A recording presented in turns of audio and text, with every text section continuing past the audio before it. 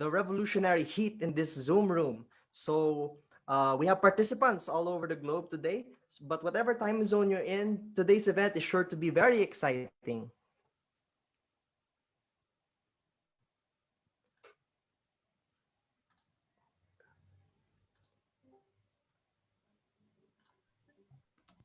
Sorry.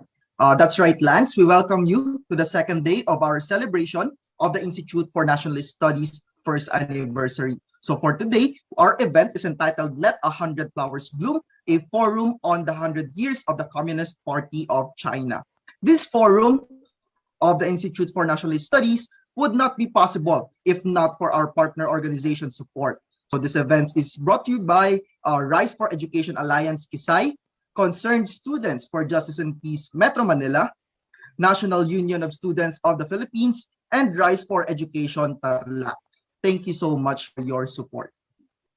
Now, before we begin with the event proper, we would like to go over some house rules so that we can ensure that the event will run smoothly and that we could all create a safe and respectful environment for all. One, participants are not allowed to take screenshots or to record in video or audio any part of the forum. Two, participants are also requested to turn their microphones off.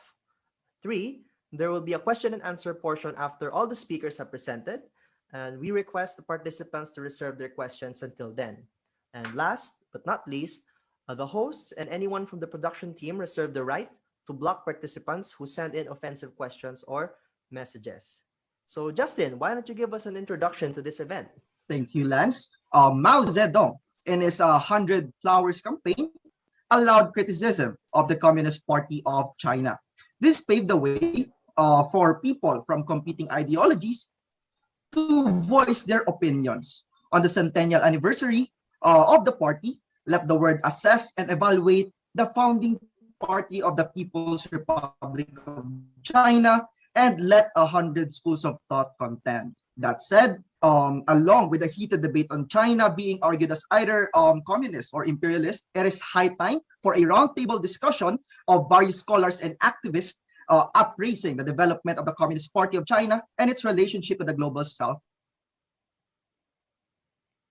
On this event, we have scholar activists who will present their piece, and right after, a roundtable discussion will be held where you, the audience, or anyone watching right now can send in your inquiries and questions up for discussion either to the Zoom room or our Facebook Live.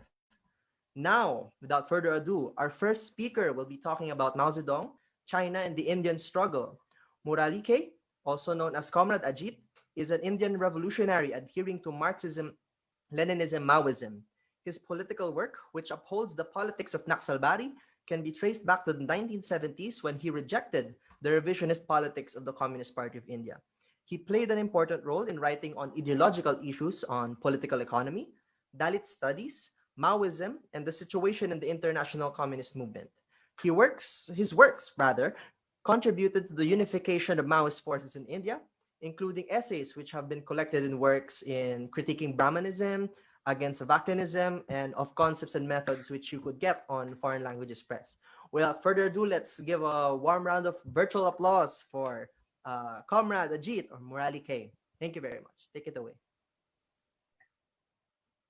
Thank you, and salutes to all of you participants.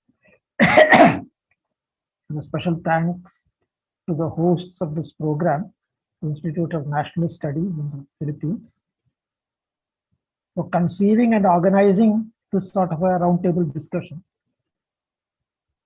Because the question of the Communist Party of China, the role it has played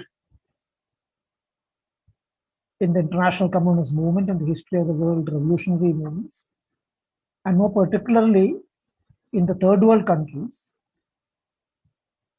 it is quite necessary to retrieve that revolutionary heritage and distinguish it, separate it from the social imperialist propaganda and activities that are being carried out by the present bunch of rulers in China who parade under the name of the Communist Party of China and who have used the opportunity of the centenary of the founding of that party to boost their own revisionist social imperialist propaganda. So that is why this event is especially important and quite timely. Now, to get on with this topic that has been suggested for me, we will first have to get into some background to understand the way things had actually shaped up in India. As you know, India was a colony of Britain for a very long period. And British rule, as well as the imperialist capital that was invested here, led to the emergence and growth of a proletariat, and also to the assimilation of revolutionary ideas from abroad. And in particular, the 1917 October Revolution, led by Comrade Lenin, had a big impact in the whole country. A lot of youth were attracted to these ideas of communism that was now forcefully being put forward by the actual practice of revolution in the Russian Empire, which seized power and destroyed the Tsarist Empire. And this inspired a lot of people to turn towards communism, to the formation of some sort of a party grouping in various parts of India. With the available literature, they formed small study groups or activist groups and started organizing among the workers and all that. And of course, many of them had come from the earlier existing political movement, particularly Indian National Congress, which was being led by the bourgeoisie, who were at that time having some sort of a nationalist pretense, but essentially comprador. So while this was going on, the October Revolution happened. That provided a further inspiration to all these organizations, because even before this, the biography of Karl Marx had come out in some of the national languages of the subcontinent. Some understanding of socialism, scientific socialism as propounded by the founders of Marxism, had been elaborated upon in some magazine articles and all that. So there was a certain ideological background also to this. Now, after 1970, when the Communist International was formed, Comintern was formed, and its conference was held in Moscow, this brought together several Indian emigre revolutionaries to Moscow. They came, for example, there was M.N. Roy and his partner Evelyn Roy, who came from Mexico as a representative actually of the Mexican Communist Party. There were others who came from Germany and other countries of Europe also, from Japan also. So all of them could meet together in Moscow. And this later led,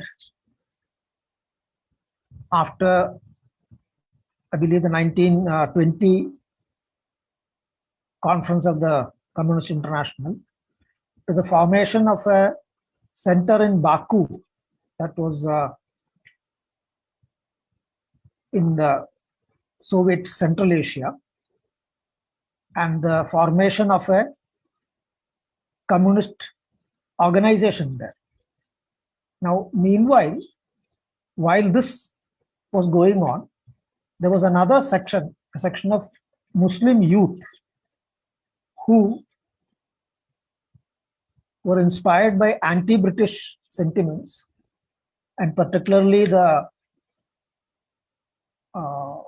destruction of the Caliphate, Turkish Caliphate by the British after the First World War.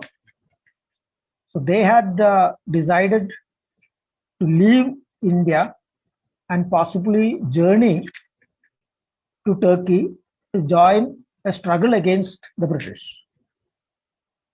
Now, on the way, the Soviet Revolution, the October Revolution, had started spreading over to the Central Asian part of the old Russian Empire. And there, they came into touch with the Soviet revolutionaries, Soviet Communist Party activists, and were won over to communism. And in this, M.N. Roy and Evelyn Roy have played a major role. So incorporating these comrades also, the Communist Party of India was formed in Tashkent in 1921. So, I'm sorry, in 1920. So that's actually 1 year before the foundation of the Chinese Communist Party. Now, after the formation of this party in Tashkent, naturally the attempt was to get across the activists to India, to contact the various communist groups that were already existing in India, and to bring them together into a single party. But while traveling back to India, most of these activists were captured by the British. And meanwhile, several of the leading members of the various communist groups that were already existing were also arrested. So the initial effort could not actually take off. Later, in 1925, a conference was held in Kanpur, which is at present in the state of Uttar Pradesh of India, where the party was founded again. So therefore, we have two dates for the foundation of the Communist Party of India. One is the 1920 foundation in Tashkent, which date has been accepted generally by the revolutionary stream of the Communist Party of India. The other one is the foundation in 1925, and that has been declared as a founding date by what later developed as a revisionist tendency, stream in the communist movement, at present represented by the CPI. Now, there was a split in the CPI in the 1960s, and another formation came up known as the Communist Party of India Marxist, which is actually centrist and revisionist, became full-fledged revisionist within a short period of time. But they have upheld the formation of the party in Tashkent as the founding date, which has been generally accepted, which is the date that is generally accepted by the Maoist stream of the communist movement also. So this was the, sort of the background of the formation of the Communist Party.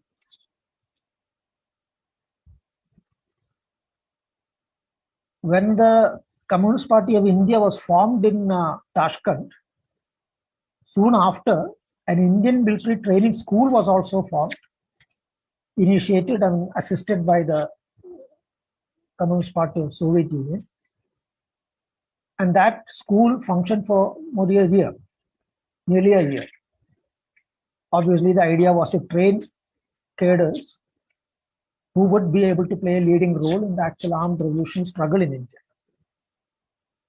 So while the Comintern, led by Lenin and later by Stalin, and the initial revolutionaries who formed this party in Tashkent had a clear understanding that the task is to get back to India and organize the party, organize the masses, and initiate the armed struggle to seize power. The actual course of events that happened was not like that. Of course, there were several arrests and repressions by the British. The functioning of the party was disrupted again and again. But above and all that, the leadership that came to dominate the party had never really broken away from the traditions, the politics, the ideology of the Indian National Congress, which was then led by Gandhi. So though they differed with Gandhi on the question of armed struggle and violence and all that, they failed to make a proper class analysis of Indian society and to understand the differentiation between the comprador bourgeoisie and the national bourgeoisie, to identify the peasantry as the main force, to identify the center of gravity of the party's work as the rural areas, and build the party and the armed struggle focusing on those rural areas. So while organizational activities were carried out, peasants' organizations were formed, workers' organizations were formed, students were organized, women were organized, mass organization was done at a large scale, and several struggles were carried out. None of this was focused on the central task of initiating and advancing the armed revolution.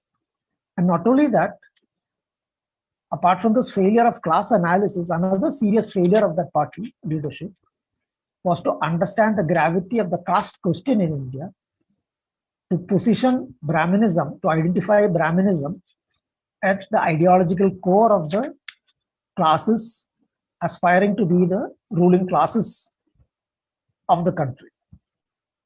So as a result, this party failed to mobilize and unite with this stream that was coming up as anti-Brahminical struggles, mainly spearheaded by the Dalits and other oppressed caste sections. So this situation continued all the way up till the Second World War. And during the Second World War period, initially the party adopted the position that this is a war between imperialist powers and gave a call to resist the war efforts of the British.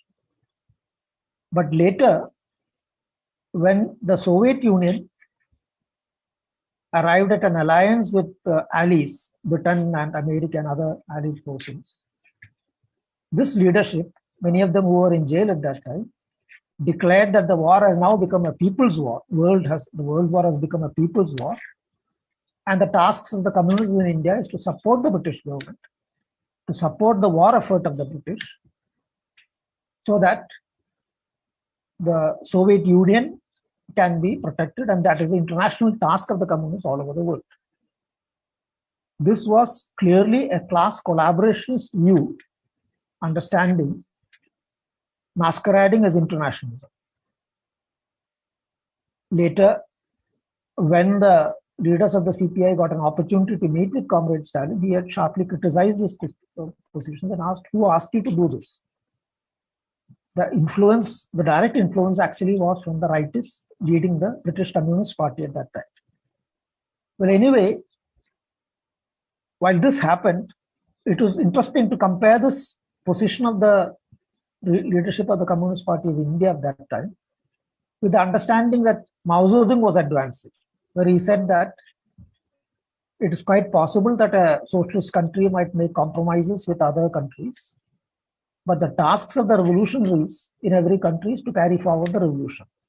There is no question of your abandoning your revolution in the name that a socialist country has made such an alliance.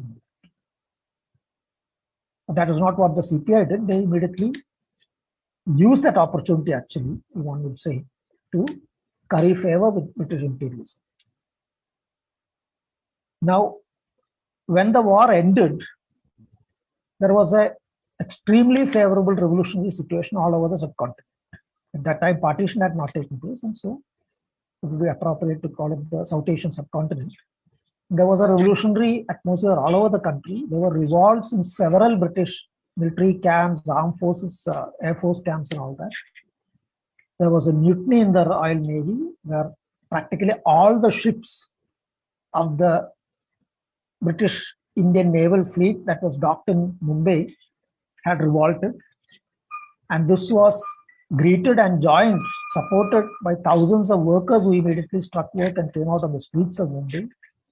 The youth had come out in thousands.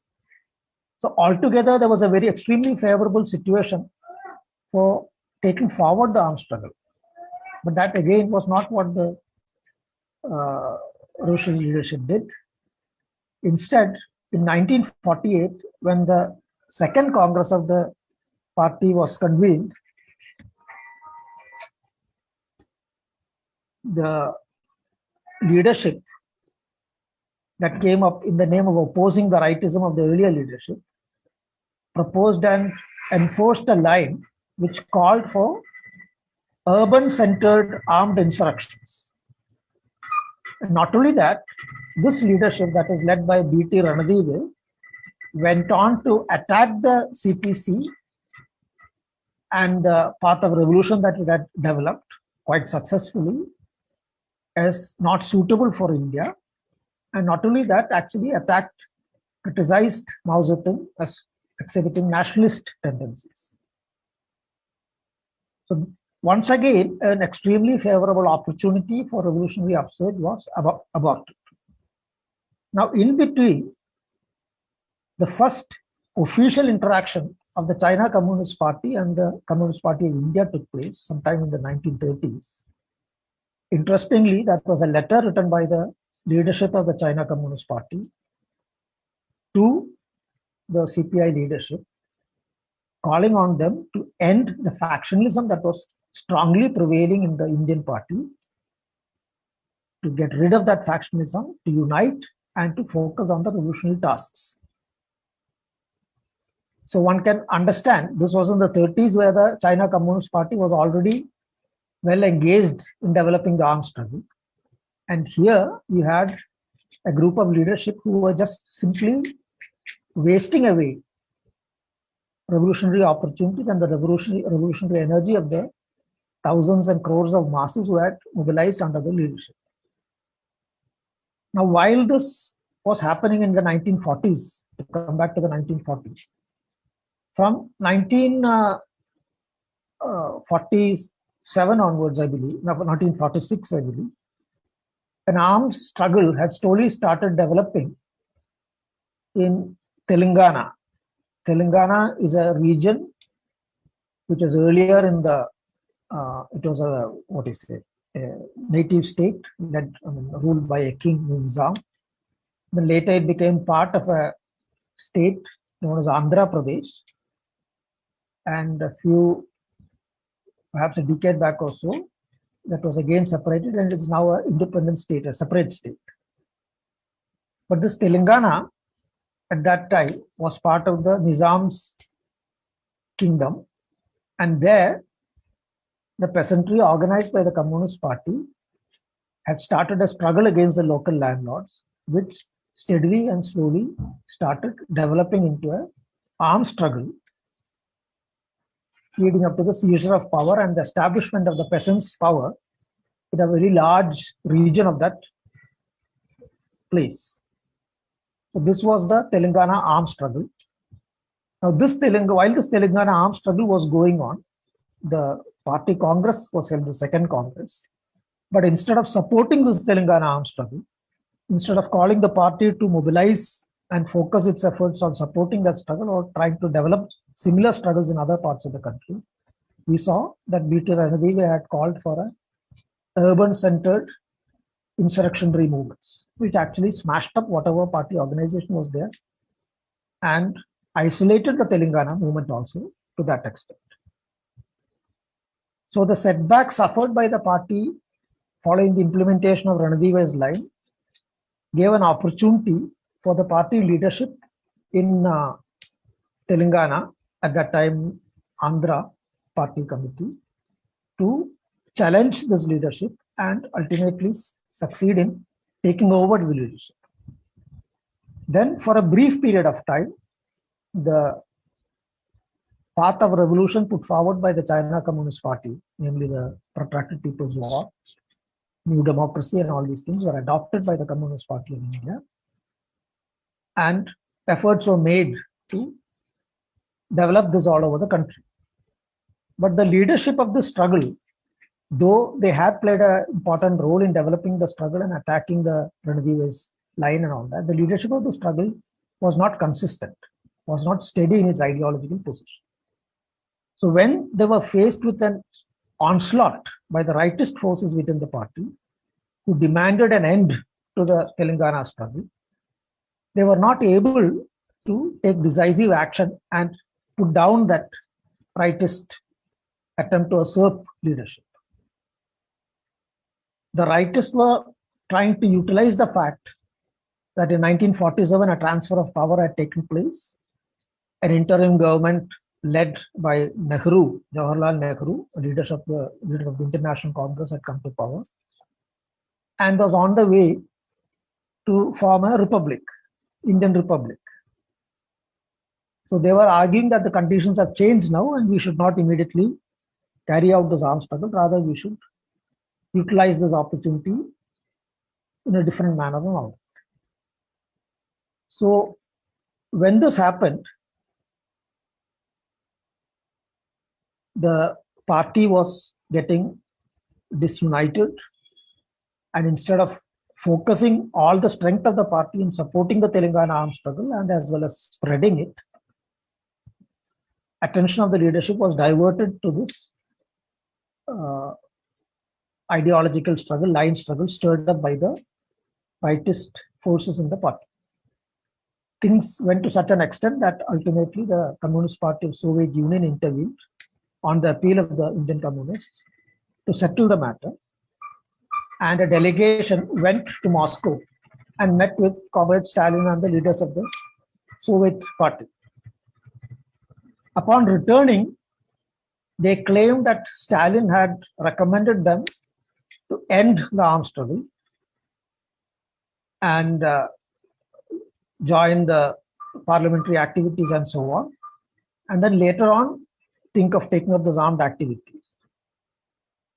So using that as a plea, they withdrew the arms struggle. Now later, documents have come out, minutes of this meeting between the Soviet leadership, including Comrade Stalin and the Indian delegation, have come out.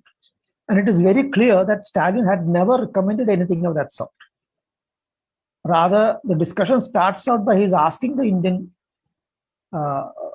delegation what exactly their political program is. Because though the Soviet party leadership had searched their archives, they could never come up with anything which could be considered as a program of the Indian party.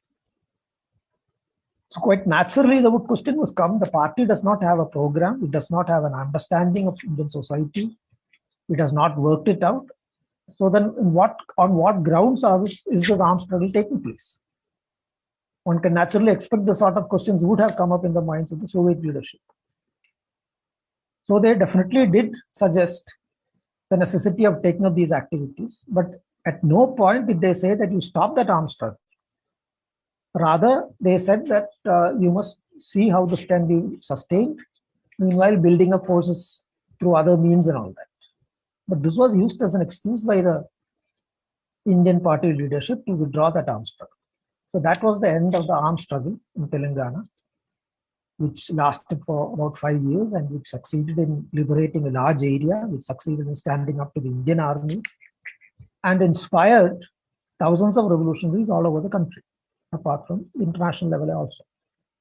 Then later, from 51 onwards, there is a long period of revisionism dominating in the Indian movement. In between, there was a split in the mid-1960s, which on the one hand, you had a section which later formed the CPIM, claiming to be actual revolutionaries and fighting against the revisionism of the other side. But in actual fact, at the basic level, they were identical in their views. Neither of them identified the fact that India is semi-colonial, semi-feudal, that the task is to carry out a new democratic revolution, and that protracted people's war is the path. Now, during this period, the international communist movement was being stirred up by the polemical debate between the Khrushchevite revolutionist leadership of the CPSU and the revolutionary Marxist-Leninist leadership represented by Mao Zedong and the China Communist Party, Albanian Party, and other forces which stood against this revisionism.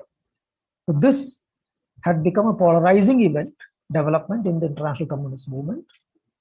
It had led to the formation of two camps, one the revisionist camp and the other revolutionary camp. And obviously, the task of communists all over the world was to join and take position in this struggle. But in India, on the one hand, the CPI, that is led by that earlier revisionist leadership, without doubt went along with the Soviet line, whereas the CPM, instead of clearly taking a stand and joining up with the Marxist-Leninist camp led by Comrade Mao Zedong, adopted a centrist position.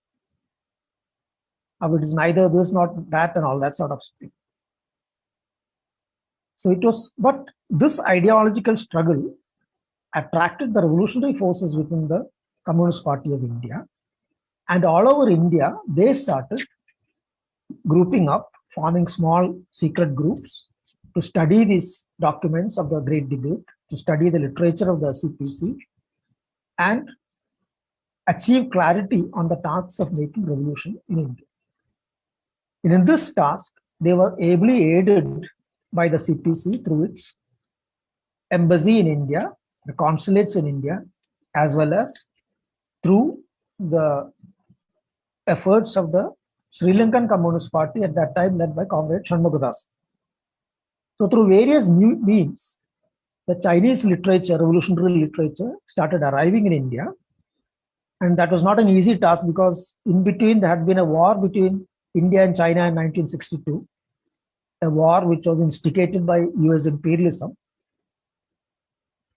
But at any, whatever that might be, China, there was a big, reactionary patriotic fervor built up against China. So getting Chinese literature and all that was not an easy task. So despite all these hindrances, the revolutionaries in India succeeded in getting that literature, in studying it. And in that, as I said earlier, these embassy and all that played a big role, as well as the Ceylon Communist Party, as it was known then, led by Comrade Shanmugadas. He also took initiative in translating some of those literature, which was in English, into Tamil, and passing it on to Tamil Nadu, where it was then translated into Malayalam and various other languages from the Tamil, apart from translations from English. In the northern part of the country, English literature was being translated into Hindi and Bengali. So all over, in various parts of the country, these revolutionary groups started coming up, learning and understanding from the polemics led by Comrade Mao Zedong against the Khrushchevite revolutionists.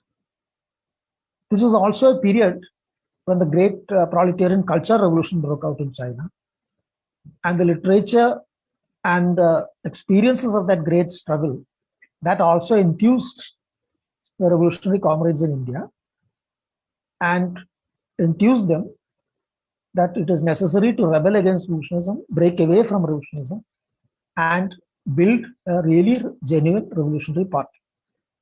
So this was the context which went to the ideological background, which went into the initiation of the armed struggle on a new basis in India, on the basis of Marxism-Leninism, Mao Zedong thought, as it was known then, in Naxalbari, a village in the northern part of the present state of West Bengal in India. Now, meanwhile, a group of revolutionaries in the CPM, Comrade Charu Majumdar, Comrade Kanhai Chatterjee, and other comrades, they had also on their own started taking up this ideological struggle independently of each other. In Naxalbari, the group led by Comrade Charu Majumdar had succeeded in establishing contact with the Chinese communists and also succeeded in sending across some comrades through Nepal into China, where they were able to meet with comrades of the CPC and also get some assistance from them in terms of some training and all that sort of stuff. That included also Kanu Sanyal, who was at that time an important leader of the Naxalbari uprising. So this was the background which actually led to the initiation of the Naxalbari struggle, armed struggle. Now the next major role played by the China Communist Party was its world historical editorial, Spring Thunder over India. It characterized the Naxalbari armed peasant uprising, armed struggle, as a peal of spring thunder that has broken out over the Indian horizon. And that actually was a fact, because the Naxalbari armed struggle revolt enthused the revolutionaries all over India, who were already in the process of struggling against the revolutionism of the CPI and the centrism represented by the CPM leadership, who were also fully engaged in parliamentary activities. So the revolutionaries were inspired by Naxalbari of adopting the path of armed struggle. And in that context, when this editorial came out, editorial of the Beijing Daily, People's Daily, the editorial on the Spring Thunder over the Indian horizon, this immediately enthused these revolutionaries to join together into a broad All India committee, initially a committee to support the Naxalbari struggle, then an All India Committee of Communist Revolutionaries, which later on went on to the formation of the CPIM. That was one stream. Another stream led by Comrade Kanhai Chatterjee and all that, at that time did not join that party. They formed their own organization due to some differences on the formation and all these things, known as the Maoist Communist Center of India. But for them also, this editorial was an inspiring one, because that editorial not only hailed the Naxalbari struggle, it also put forward a perspective of the path of the Indian Revolution, namely the question of the protracted People's War, the task of new democratic revolution, the task of centering the party's activities in the rural areas, and peasantry as main force, and all these things, identifying the country as semi-colonial, semi-feudal. These actually were already there in the understanding of the revolutionaries who was slowly starting to break out of CPM revolutionism. So when this editorial came forward and later articles in the Chinese press came out, that gave more clarity to the comrades, and reading Mao Zedong's work as well as all these writings and inspired by the teachings of the great proletarian culture revolution, all of this went into the formation of the revolutionary party, the CPIML as well as the NCCI in India. So that was the, what is a world historical role played by the China Communist Party as far as the Indian Revolution is concerned. Earlier also, as we saw, at various times it had tried to intervene and give guidance, suggestions and all that. But that was not acceptable to the leadership precisely because of the revisionist character.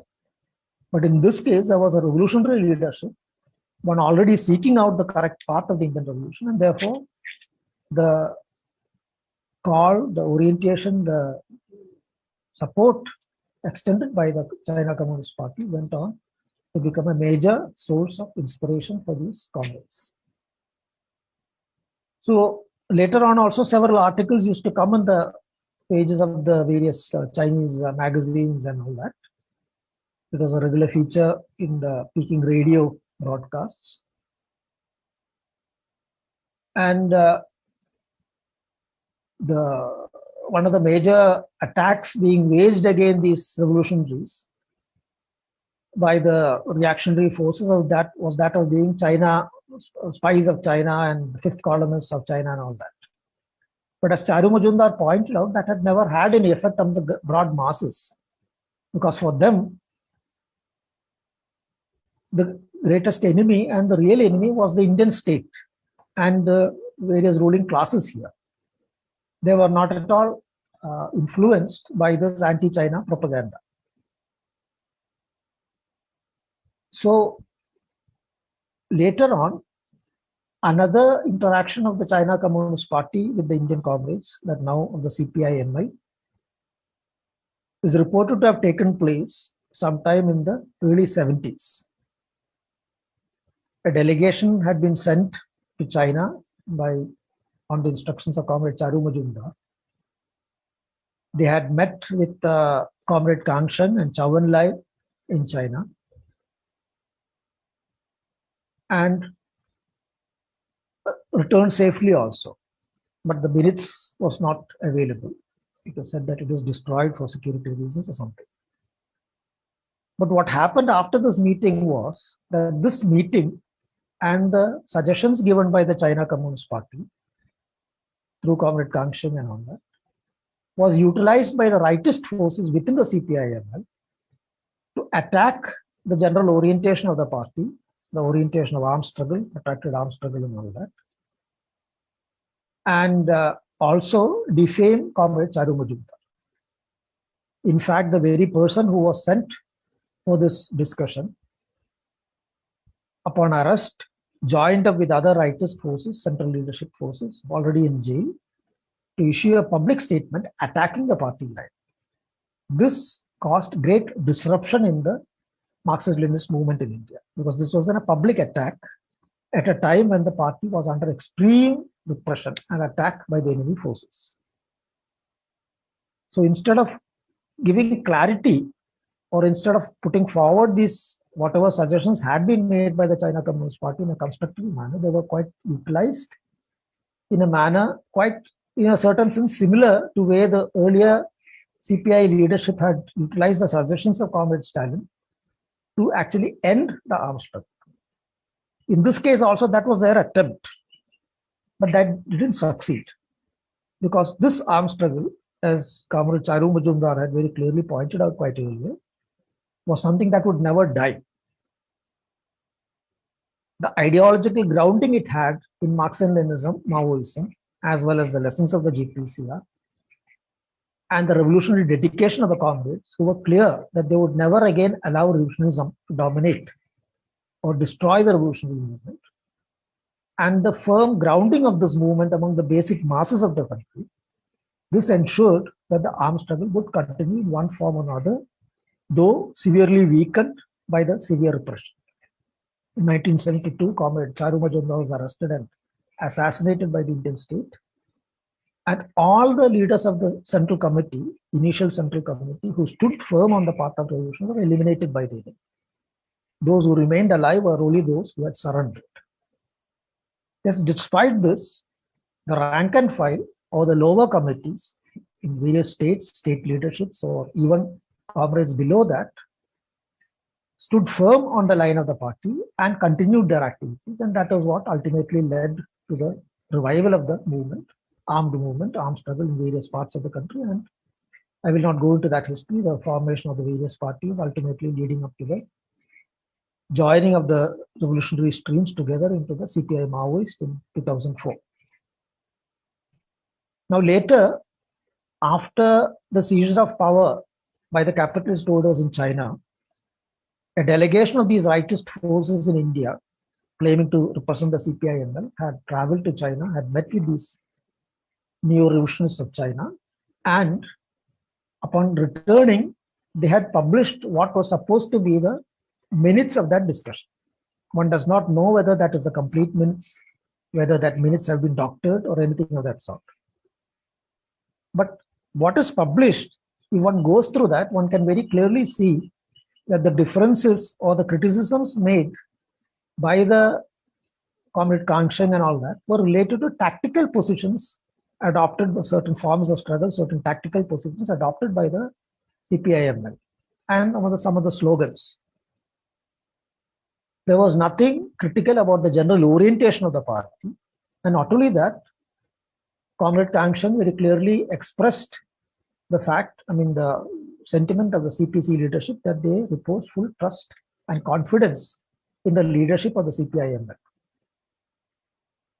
So this shows that the claims made by the rightists on this discussion with the China Communist Party leadership, the claims that they were critical of the Indian leadership and they were demanding that this should be ended and all that, or their excuse for using that as an argument for ending the arms struggle, was actually not true. It was a total distortion.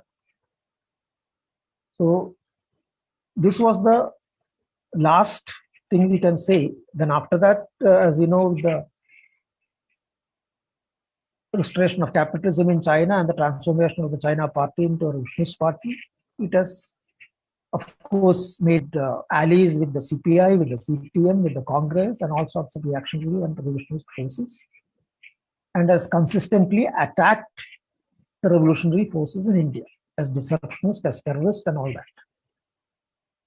So that's a different story, because one cannot expect anything else from the revolutionists.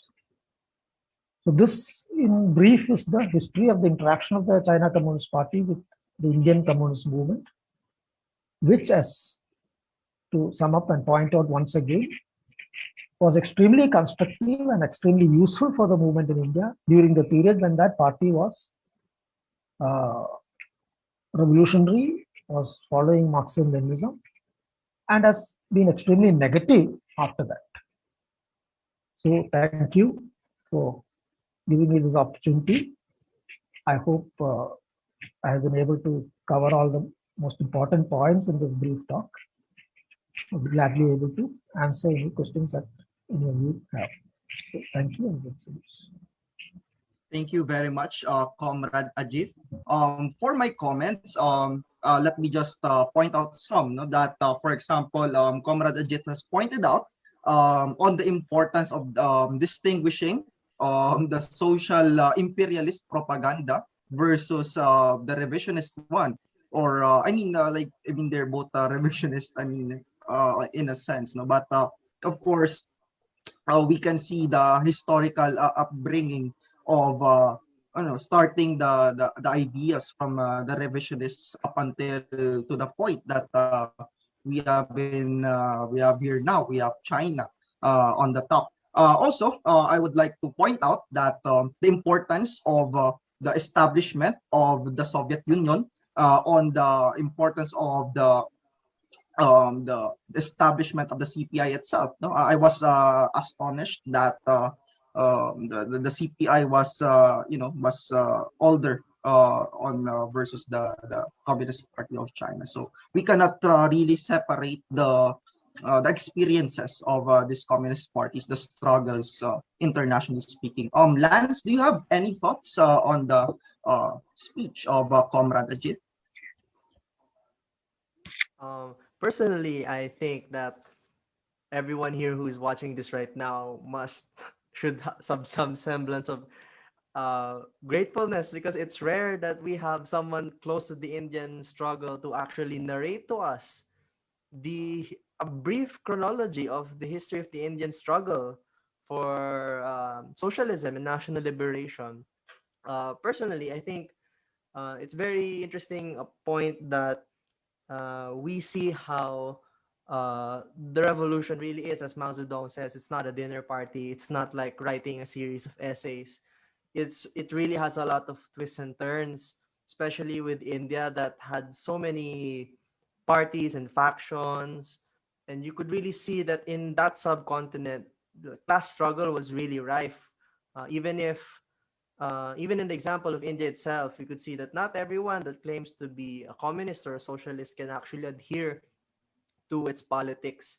So with that, I think I'm really excited for the roundtable discussion later, with Comrade Ajith would reply to the questions, because there's a lot of historical, I guess, in his experience as an activist, personal anecdotes on um, seeing all of these things unfold. How do they affect, or how would these become lessons for us now? Even if it's been 100 years almost, given that the first party, the CPI, was founded in 1920, a year before the CPC. So that's very interesting. So thank you for that, Comrade Ajit. Thank you very much. Again, if you have questions for Comrade Ajit, feel free to comment them on the live stream. We will be pulling in some comments, manifestations, and inquiries directed to today's speakers in preparation for the latter's roundtable. So let's proceed. All right. Before we proceed, we would like to thank our partner organizations first for making this event possible. So special thanks to Campus Alliance for Dedicated and Unified Action, UP Baguio, UPLB University Freshman Council, College of Engineering and Agro-Industrial Technology Student Council, Anak Bayan Nueva Ecija, College of Human Ecology Student Council, College of Agriculture and Food Science Student Council, College of Human Ecology Freshman Council, Panday Sining Romblon, College Editors Guild of the Philippines, UPLB College of Development, Communication and Freshman Council, Likas Bayan Organization, College of Agriculture and Food Science Freshman Council, and finally, UPLB College of Economics and Management Student Council. All right, Comrade Ajit, I think you gave a really long exposition on the chronology, so you could rest now for a bit. Thank We will you. proceed to our next speaker. Thank you very Sure. much. Thank you. For our next speaker, we might know them from their video essays on YouTube or from their tweets. The Black Intern One. Marte White is a Black trans feminine Marxist-Leninist Maoist activist, writer, and YouTuber, a former member of the now defunct Maoist organization, the Revolutionary Anti-Imperialist Movement, and the Concrete Rose organization. They currently do political work in the Atlanta-based Black liberation organization known as Community Movement Builders, which is an organization dedicated to struggling against gentrification, police brutality, white supremacy, and the oppression of Black people in general. They have written for antiimperialism.org, the By Any Means Necessary Journal of the Malcolm X Grassroots Movement, grassrootsthinking.com, and other platforms about revolutionary theory and praxis, especially as it relates to the Black liberation struggle in the United States. They also run a YouTube channel called The Black Internationalist. for which they create videos about Marxism, Leninism, Maoism, and Black liberation. So without further ado, let's welcome Comrade Marty White. We have us here, the Black Internationalist. So a round of virtual applause. Take it away. Hi, everyone. So that was a very hard act to follow. That was a really good speech from Comrade Ajith. So I'm basically just here to talk about the relationship between China and Africa. This is something that, like everything, has sort of changed over time. So I'm going to start with kind of what it was during the socialist period and move from there. The relationship between China and Africa was not always what it is today. Before China went down the capitalist road, it was thoroughly invested in aiding the world revolution, which included aiding the revolutionary struggles of African people against colonialism and imperialism. One example that I like to use is China provided aid to Tanzania under the president Mwalimu Julius Nyerere. And then this was during the period where Tanzania was undergoing development in accordance with Nyerere's philosophy of Ujamaa, which was kind of like I used the word socialistic to describe it. He wasn't like a Marxist-Leninist, but he was trying to like not do like a regular like capitalist type of development. China, in accordance with the policy, the revolutionary policy of supporting nationalist projects in the global South and Africa specifically, financed and built a textile mill and a railroad within Tanzania without charging any interest. During the event that's known popularly as the Sino-Soviet split, which was in actuality Revolutionary China split with the social imperialist USSR, Tanzania actually sided with China. So even though it wasn't like a Marxist-Leninist country, it still took a side. It sided with China because the USSR had all sorts of policies like using loans with interest to enrich itself at the expense of countries in the global South. And this included African countries. And this is actually very similar to what China does today. This is one of the reasons why China and the USSR had a split. It was a lot of it had to do with the USSR's social imperialism. So after the restoration of capitalism in China by capitalist rulers such as Deng Xiaoping, China, much like the USSR, began to develop into a social imperialist power. Because of this development, China's relationship with African countries began to take the character of predatory social imperialism rather than proletarian internationalist cooperation. So China's relationship with African countries is now characterized by a large degree of capital export, raw materials extraction, and natural resource mining, as well as loans to African countries that put the African countries in a lot of debt to the country. And this has often resulted in resistance by African people against Chinese economic activities in the area. A study conducted for an economics journal by researchers, and I'm going to butcher these names, but I'm going to say them anyways. Francesco, I think it's Icoela, Bruno Martorano, Laura Metzger, and Marco Sanfilippo found that there has been much backlash across the continent against Chinese business activities and lending practices there. Their study concluded that areas of Africa that contain economic projects financed by the Chinese government are actually more likely to experience protests than areas in which such economic ventures have not occurred. The introduction to the study describes a multiplicity of examples of Chinese economic activities in Africa that have led to these antagonisms between Chinese capital on the continent and the African masses. In the area of loans, for example, the introduction to the study states that Uganda has re-raised its foreign debt by borrowing hundreds of millions of dollars from China. In the area of capital export, the researchers explained that the Kenyan masses have had to protest against a Chinese coal power plant because this power plant was hurting the local tourist industry in the country, which is something that the local Kenyans depended on a lot. And in the area of environmental degradation, the researchers explained that Chinese fish factories have been polluting the waters of Gambia, which has done damage both to the local wildlife in Gambia and to the Gambian fishermen, because both the wildlife and the fishermen, of course, rely on the health of the water supply.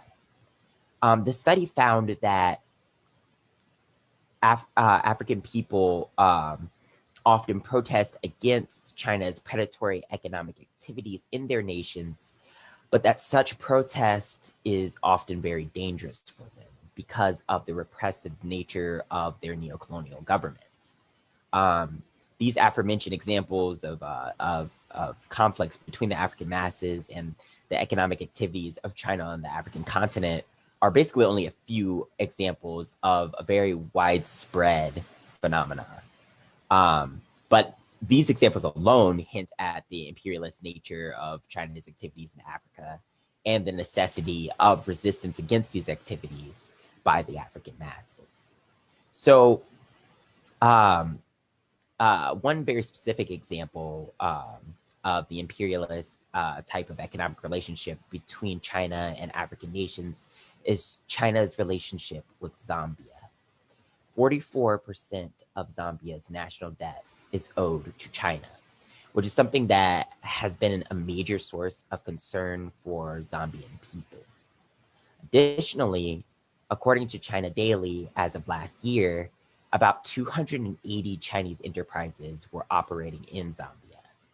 Ultimately, like, these kinds of economic relationships between China and many African nations have led to a multiplicity of armed conflicts between African people and the Chinese bourgeoisie in Africa, including an attack on a Chinese-owned textile mill carried out by a group of Zambian people that resulted from growing fears about Chinese activities in the country. There are, of course, even more examples of unarmed conflicts resulting from Chinese activities in Zambia. According to an article in the Financial Times, Zambian workers have had to resist exploitation by Chinese companies, as well as dangerous work conditions that have led to terrible tragedies for the Zambian working class. This includes the death of 40 Zambian miners in an explosion resulting from lax safety regulations in a Chinese-owned company operating in the country. One of the acts of resistance described in this article was an event that occurred in 2008, in which Zambian workers blockaded roads leading to a Chinese-owned smelter and put forward the demand for higher pay for their labor. Zambian workers have also resisted horrible work conditions in Chinese-owned factories through whistleblowing. An example of this is when Zambian workers called attention to the fact that the managers of a Chinese-owned truck assembly factory were refusing to let the factory workers go home and making them sleep in the factory. And this was recent. This was during the COVID-19 pandemic. So some politicians in African countries, and this is going to be an example of this, like kind of use like populism and kind of act like they're kind of opposed to the economic practices of China in their countries. So in this case, this whistleblowing caused the mayor of the city where the workers lived to go into the factory and literally film himself inspecting the conditions within this factory. And sure enough, upon viewing the video, one can see that the factory workers were literally being made to sleep on close together mats on the floor inside of the factory. And again, like this is during the COVID-19 pandemic. So that's extremely unsafe. There's no social distancing if you have to sleep on a mat, like right next to another person inside of the factory that you're not allowed to leave. Acts of resistance such as these that have been carried out by African laborers against Chinese capital illustrate the contradiction that exists between Chinese companies in Africa and African workers who will do what they must to battle against exploitation. One of the countries bordering Zambia, Angola, is another location in which the contradictions between Chinese capital and the masses of African people are very acute. According to the Green Belt and Road Initiative Center, Angola owes over 40% of its country's debt to China. The reason for this is made clear in an article from CGTN, Chinese state-owned media, which says that China has invested over $20 billion into the impoverished African country, which has put the country in $20 billion of debt to China. This CGTN article openly discusses the presence of many Chinese businessmen operating in the country and explains that China is building factories and developing other business ventures in the country. However, even in this article by Chinese state-owned media, the dark side of the China-Angola economic relationship is hinted at. The article states that there have been conflicts between Chinese businessmen and the locals in the area. Conflicts which have caused the Chinese businessmen, in the words of the article, to complain about quote unquote insecurity in their business ventures in Angola, and have caused the Chinese government to demand that the neo-colonial government of Angola investigate these conflicts and defend Chinese economic interests in the country. Another article on the website Club of Mozambique paints a clearer picture of this conflict. According to the article, there have been many examples of conflict between Chinese capitalists and African workers in Angola, and these conflicts have even become violent, with African workers going so far as to attack and even kill their exploiters.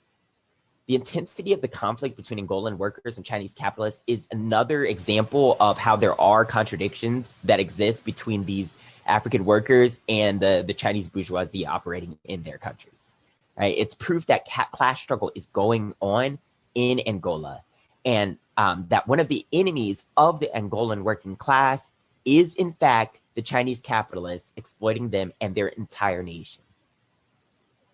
China's imperialist role in Africa can also be observed in Ethiopia. Chinese capital export to Ethiopia is described in the following quote from an article about the economic relations between the two countries.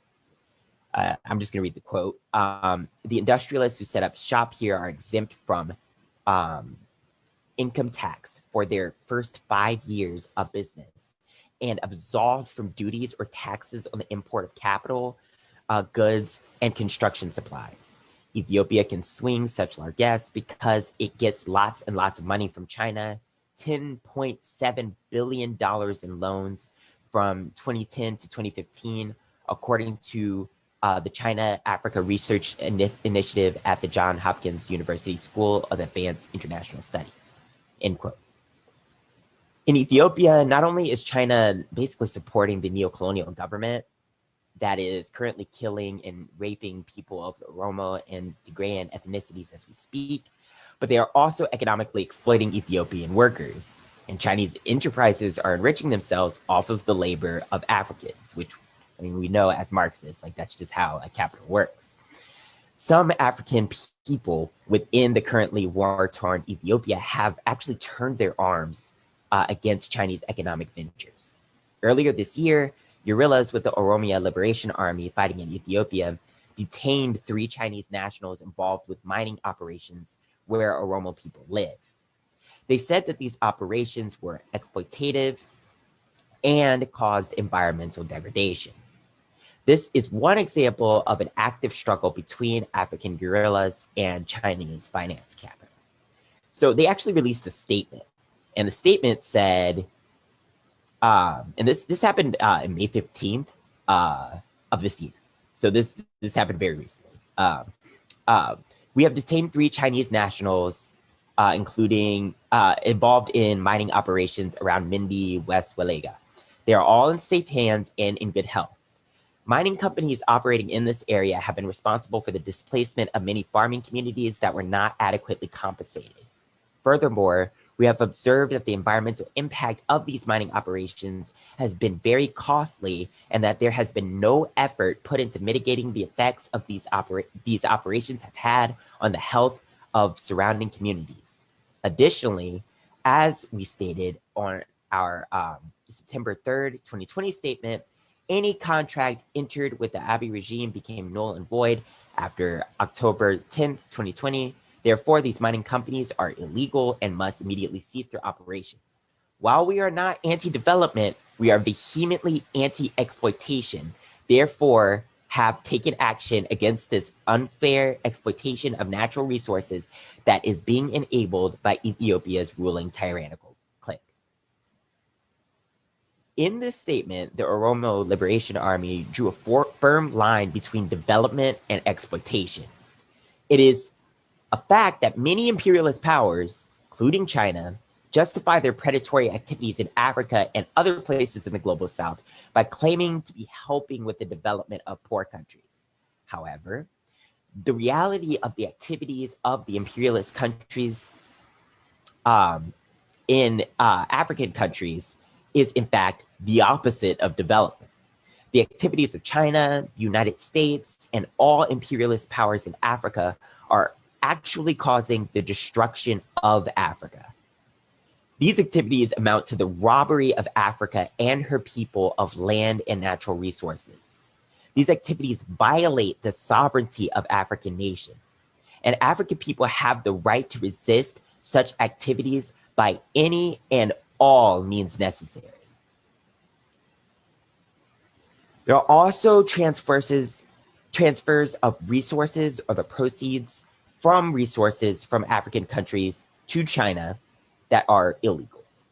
One example of this is the rapid growth of illegal gold mining operations in Ghana. These operations are known in that country as Galamsey. According to an assessment on Galamsey and China-Ghana relations released by the University of Ghana, the participation of Chinese nationals in Galamsey operations in Ghana have drastically increased in the last 10 years. Oftentimes, these Chinese nationals bring advanced technologies and machinery that indigenous Ghanaian artisanal miners cannot compete with, and invest large sums of money into growing their illegal mining operations in the country. The assessment goes into detail about how this impacts the environment of Ghana in adverse ways.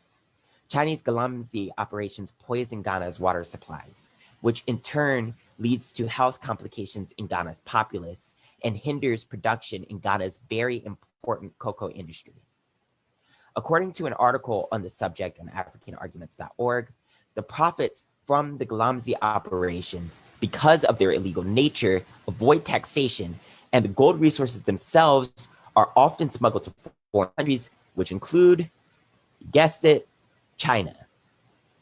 The article states that in 2016 alone, an estimated $2.3 billion left Ghana because of Galamsey. Galamsey is an example of how the restoration of capitalism in China and the economic ventures that are carried out by Chinese nationals in African countries have both drained valuable resources from such countries and caused dangerous environmental degradation that cannot be ignored. Galamsey and Ghana, or the mining operations in Oromia, are not the only examples of Chinese economic activities causing environmental degradation in Africa. Another recent example can be found in Sierra Leone. According to an article on a website ran by the African News Media Service, earlier this year, China launched a project to build a $55 million fishing harbor and processing complex in the location of some of Sierra Leone's rainforest, which will operate in the country's waters. Already, many African locals near the planned site of the fishing harbor are unable to exploit the resources of their own waters, like the waters that belong to Sierra Leone. According to the article, this is because Sierra Leone's rich waters are mostly exploited by foreign vessels belonging to foreign companies which have agreements with Sierra Leone's neo-colonial government. In fact, according to a different article about the exploitation of Sierra Leone's waters by foreign enterprises, the African nation has already had to ban Chinese fishing vessels from operating in their waters back in 2019 in order to ensure that the country did not have a shortage of fish. Unfortunately, that ban was a short one. It only lasted for a single month. The problem of the exploitation of Sierra Leone's waters by foreign powers, including China, was allowed to continue after that. Now, many people of Sierra Leone are having to come out against China's construction of this new fishing harbor, which will not only exploit the country's waters, but will also lead to the destruction of rainforests in the country and the pollution of the country's waters as well. One environmentally concerned man from Sierra Leone by the name of Tommy Gbandewa said the following about China's construction of the harbor in his country. He said, and I quote, "If the Chinese come here, the environment will be stinking, the beaches will be smelling." According to Tommy Gbandewa, many people in Sierra Leone are not happy about this project and are expressing their discontent. The specific area of Sierra Leone in which the harbor is being built is a site of a sizable amount of ecotourism in the country. Locals like himself who possess land there do not want to give that land up.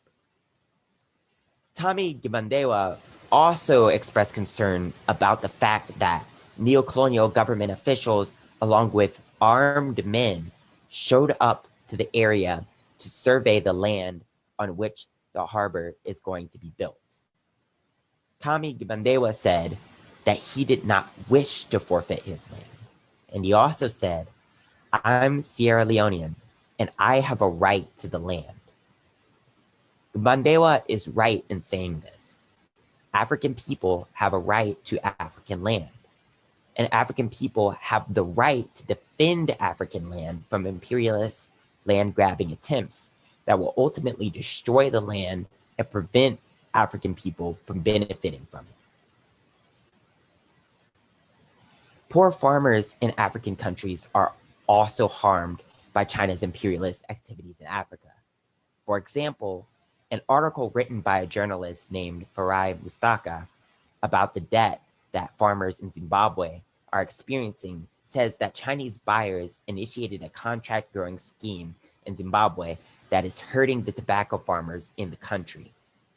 Rosemary Dzodza, a poor farmer whose story was discussed in the article, received a loan in order to purchase the necessary implements for growing her tobacco crop. She traveled over 100 miles to the capital of Zimbabwe, Harare, in order to sell her crop. And the following is what happened in her own words. She said, "My tobacco sold for $7,000, but I'm only going home with less than $400. The article goes on to mention that the tobacco that Rosemary sold would ultimately go on to be exported by buyers to China. Because of this, China benefits from the crops grown by Rosemary, and Rosemary is left in debt. In Zimbabwe, the exploitation of African workers by Chinese companies is also very severe. An especially egregious example of this is described in an article in the South China Morning Post, which describes a situation in which Zimbabwean workers confronted their Chinese boss because he had not paid the workers their full wages. In response to this, the Chinese boss took aim at the Zimbabwean workers and shot at them, wounding 2 workers. Resistance against economic exploitation by Chinese companies operating in Zimbabwe is dangerous. The workers that were shot only demanded those wages that they were promised. and their boss attempted to murder them for it. This caused an outcry in Zimbabwe and is an example of the class war waged by Chinese imperialist bourgeoisie against African workers in Zimbabwe, the class war from above, basically. The unfortunate reality of the situation in Zimbabwe is that it is a nation that was born from what I would describe as a people's war against the settler colonial regime.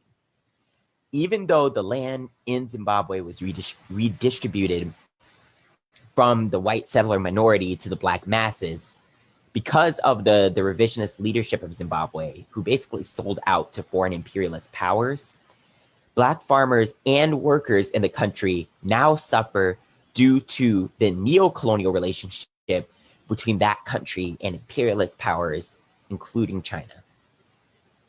This is a good example of why in the future, African countries that have revolutions must completely reject the exploitation of their country's resources and their country's masses by foreign imperialists and social imperialists like China.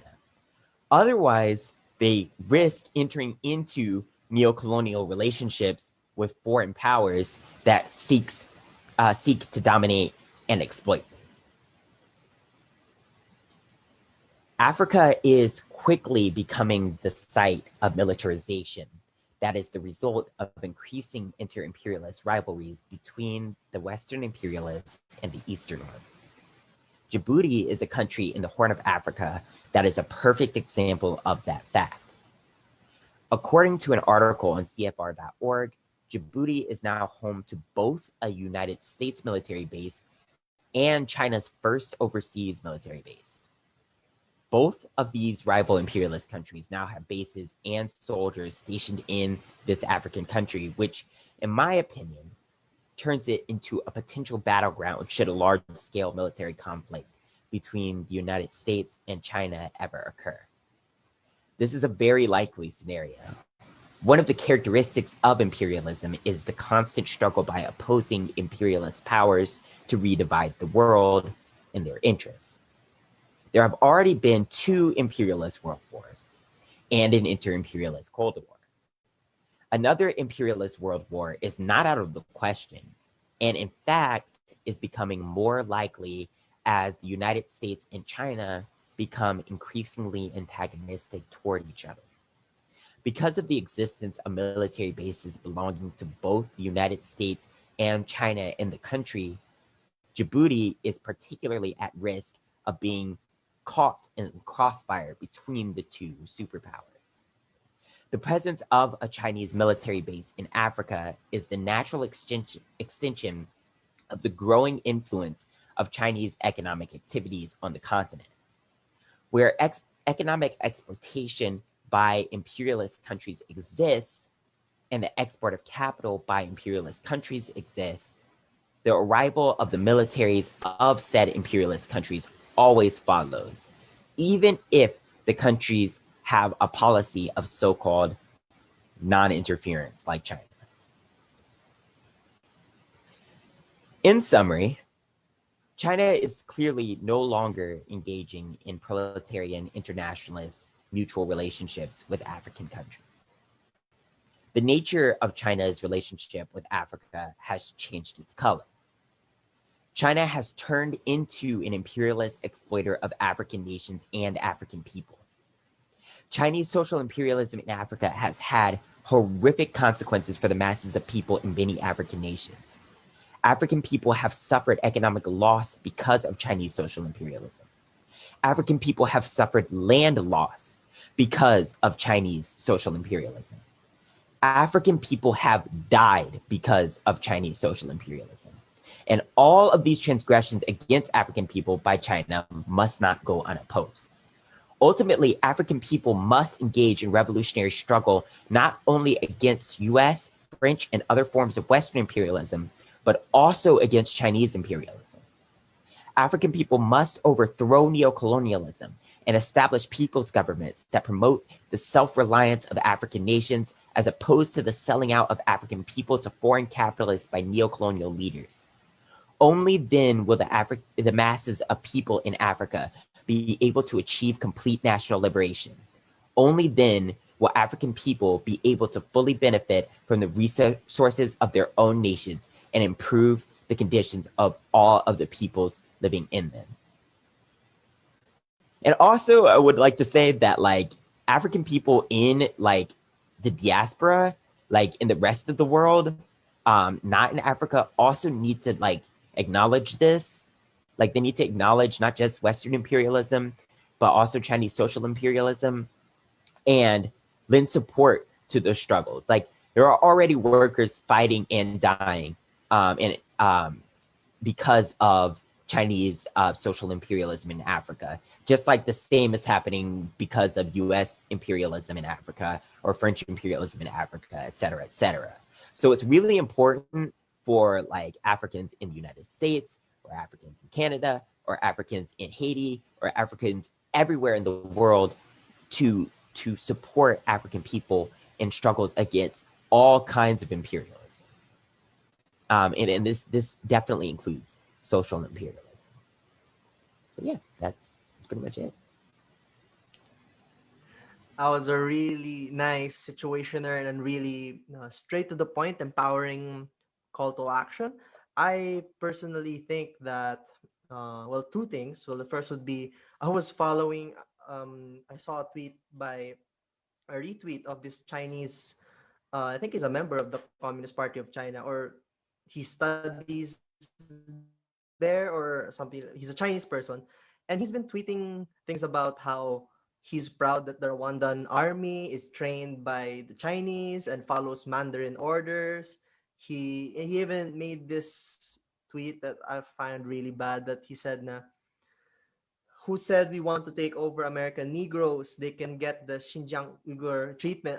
Oh no, that's so atrocious. That you'd really see Yeah, that. I saw that. You saw that tweet too. If Yeah. you realize that racism, although it's really a big thing in America with the entire history of the KKK, its entire colonial history, it's not based on color. It's really based on class. It's based on relations of production that enable this kind of culture. And you will see that there's really a line of solidarity that ties the struggle of Africans, whether in Africa or outside of Africa, and even those of not of their own ethnicity, like Asians.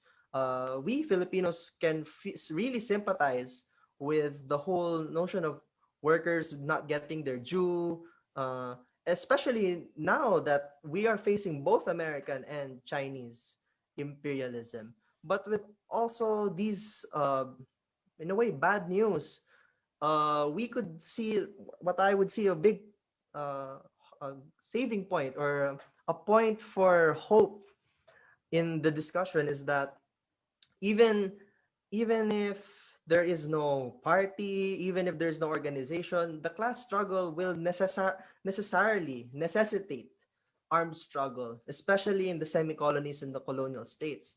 You cannot brainwash the people into it. People will do it. And it gives you hope that even as we speak, that there is technically barely no great socialist camp like in the 20th century. There is still hope that we will rise once again. The oppressed peoples of the world will rise again, and we will all be fighting for an emancipated and liberated human society. Do you have anything to add to that, Justin? One thing that strikes me the most is of course the Chinese death trap. And when of course Comrade Marty was talking, I was also doing my research behind. So ironically, the first thing that I saw when I was searching in Google is that the debunkings of the Chinese death trap, like the Westerners were saying that it's not real. It's not happening. And this is also ironic given the what's happening in Africa, wherein there's conflict already between the Western imperialists and the Eastern ones. So that's really, there's dialectics that we should study more on that matter. So yeah, I think those are some of my insights with regard to Comrade Marty's talk. So let me continue and we would like first to thank our partner organizations, Sociosphere, the Sociology Core Group, Sakbayan UPLB, and Gabriela Youth PLM. Again, thank you very much for your support for our anniversary special. All right, thank you again. Of course, we thank you again, Comrade Marte, for that wonderful exposition. If you're tuning in just now on our Zoom or our Facebook live stream, don't worry. We'll get more insights from Comrade Marte and the rest of today's lineup at the roundtable discussion. So ready your questions and manifestations, or comment them now on the live stream. We will be sifting through them, and I hope we will have a really good discussion later. But now let's proceed to our third speaker. On Mass Podcast is a revolutionary Marxist-Leninist Maoist podcast that touches on a diverse array of topics pertaining to the proletariat and oppressed nations in so-called Canada. Very short, but this is going to be sweet, so let's go. Let's all welcome Comrade Mubarak Bayer. Thank you very much. And I really appreciated those two segments. So thanks a lot to Comrade Marte and also to Ajith as well, because yeah, that was really nice to hear. So my topic is very similar to Marte's, but there's obviously going to be different elements to it. And generally speaking, I'm going to be talking about the relationship of China's Communist Party with the liberation struggles of African people.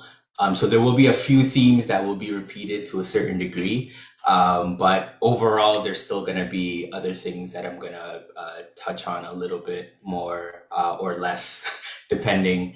Definitely a lot less of the, in terms of like recent developments, i.e. like China's current imperialism within Africa.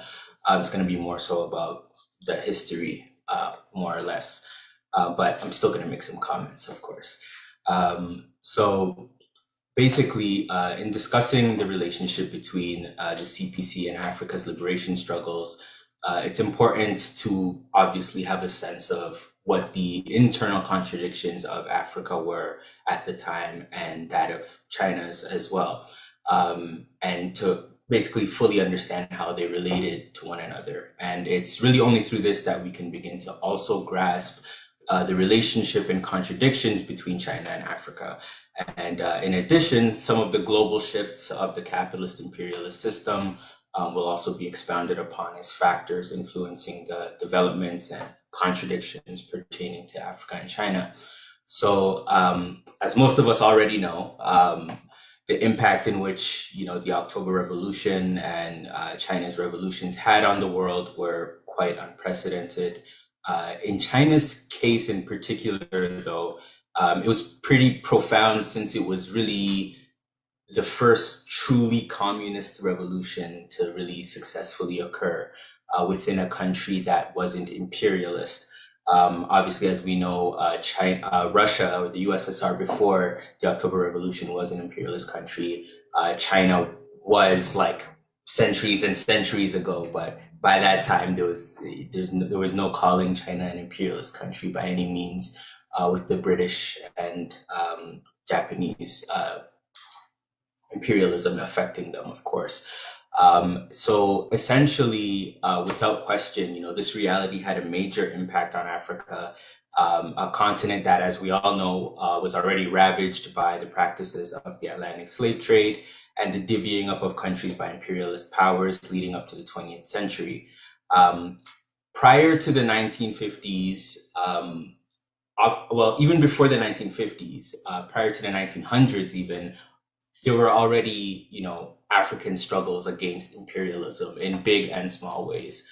And some of the small ways obviously includes slave rebellions, that being like on the ships and things like that. But even within African countries in the bigger ways, you did have a lot of slave rebellions, and people escaping and people fighting back against American, British, Portuguese, and all of the those terrible places that we know of. And basically, to move a little bit forward, to fast forward a little bit, prior to the 1950s, there were, you know, in terms of communism's influence in Africa, there were three communist parties established, one in Egypt, Sudan, and South Africa. And for the African diaspora in North America in particular, you had the African Blood Brotherhood, which was an organization that started in the early 1900s. And essentially, they were heavily influenced by both Black nationalism and communism. And particularly on the Black nationalism side, there was the influence of Marcus Garvey, who was a Black nationalist that was influential internationally. And it's funny too, because with him, he was a nationalist who despised the communists in the US in particular, but he was a big fan of Lenin and the Bolsheviks. And there's a lot of different reasons as to why there were definitely issues with the CPUSA in the earlier years, and it's a very complicated history. And Garvey had his own limitations as well, but there's a lot there that should be delved into another time. So now, in terms of grasping like Africa, in terms of the continent's internal contradictions, there's, somewhat of a problem arises, right? That being that, for although Africa contains a sense of unity and Pan-Africanism that we all know of and that we speak of today, I would say Africa is concretely today, a large continent consisting of 54 countries, right?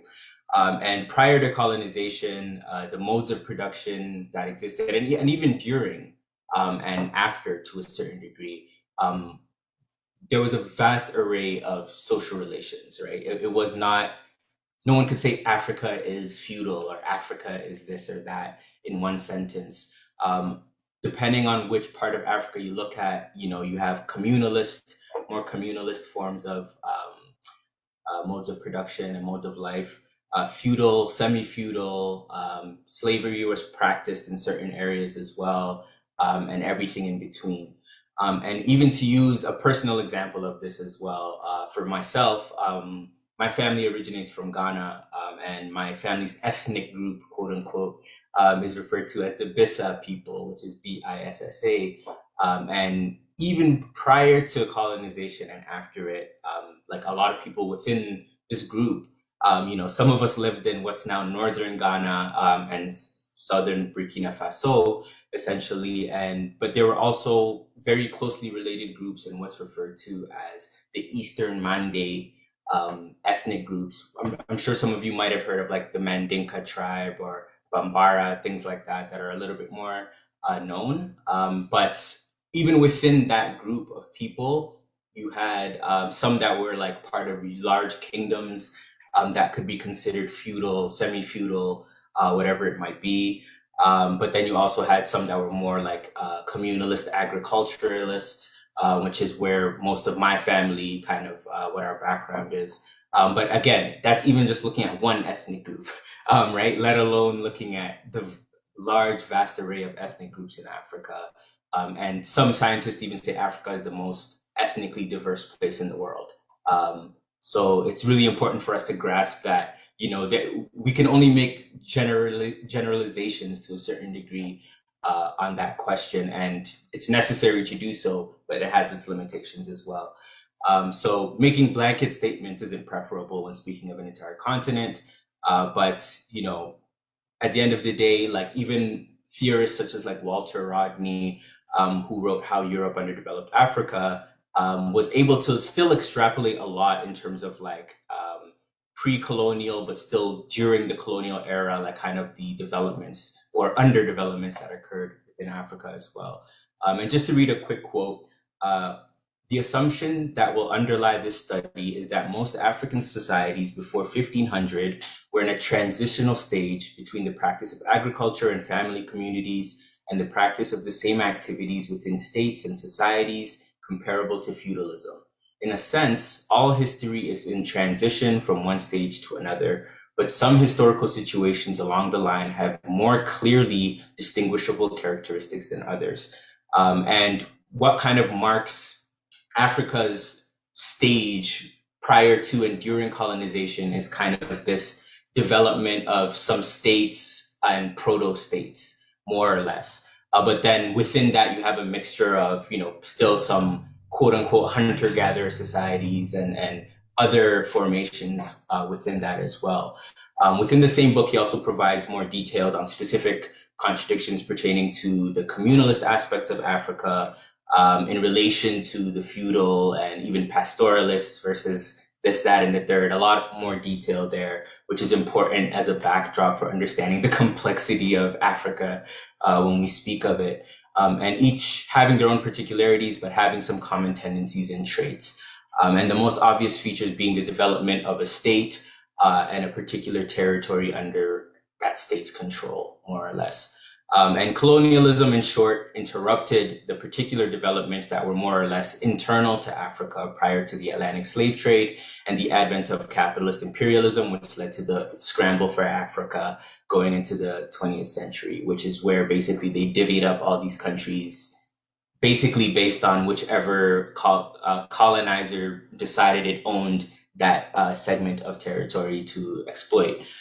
So this included the creation of artificial borders in many respects and the destruction of many African communities that would only begin to be repaired with the advent of the anti-colonial movement of the 50s and onwards.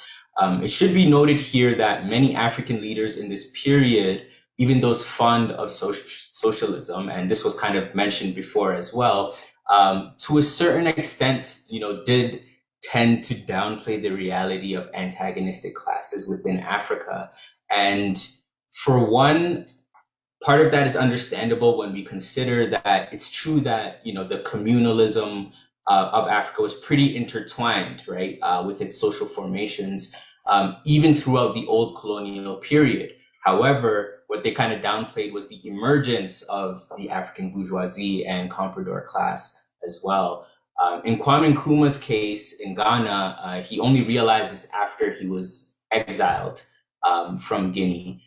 in Guinea, because basically, and interestingly enough, he was visiting China and visiting Mao in China, and this is essentially basically the imperialists took it as an opportunity to do what they usually do and have a coup and get rid of any leader that is even remotely communist or remotely socialist. And just to read a quick quote from him as well in his work called Revolutionary Warfare. The people's armed struggle, the highest form of political action, is a revolutionary catalyst in the neo-colonialist situation. Peaceful political action to achieve liberation has been proved ineffective. A, with the accession of the majority of African states to independence and the advent of neocolonialism on a massive scale. B, with the increasingly continental dimension of our struggle. Pacific political action was, in general, potent during the national phase of the liberation movement and mainly in sub-Saharan Africa, where independence often developed in a chain reaction. However, when there were significant exceptions, in Kenya, for example, where recourse to peaceful political action was denied to the masses, the people's movement resorted to more direct and concentrated action in the form of Mau Mau. In Algeria, a 7-year armed liberation struggle was needed. Elsewhere, the independence movement pushed beyond the fringe of pacifism, as in Ghana and Guinea, where positive action was employed. Close quote. So essentially, there you see him, and mind you, this is after the coup happened, and some of these notes or some of the notes from this book, he definitely wrote prior to being exiled. But generally speaking, that's when it was compiled and published. But you see here him accepting, finally to a certain degree that there were stark limitations to pacifism. But unfortunately, by that point, it was a little bit too late. And even with that too, even when he mentions positive action was more or less actions that were very similar to kind of what Gandhi or Martin Luther King more or less were practicing, that being kind of, these actions that kind of caused problems in society, right? And they did have some effect, but with not having any armed aspect to that, it definitely created a lot of limitations as well. And in the case of Tanzania, which was mentioned previously, even though they maintained a close relationship with the Communist Party of China when China was still socialist, Julius Nyerere is noted to have not been fond of class struggle in general and adopted a notion of African socialism that tended to downplay the reality of antagonistic classes. As we can see today, however, the reality of classes in Africa is very strong. And that being, the comprador class that's either working with the Western imperialists or Chinese imperialists, whatever it may be. And writers such as Fanon, definitely, that's not to say there was nobody in Africa that, had a class analysis. There were, but it was definitely the case that nationalism was kind of more so the fundamental drive in most of these emerging African countries at the time. And that's kind of how China, and China kind of understood that to a certain degree. But that meant that there were limitations on both sides of the interaction, more or less. But it was generally positive, I would say. But we'll touch on a little bit more details as we go. So in the case of Africa-China relations in particular, the main thing that concerns us here, we get a picture that corresponded with the internal contradictions of China as well as of Africa, which I've expounded upon Africa more or less. And it's only inside of those internal contradictions that we can fully understand the nature of the relationship and how it changed.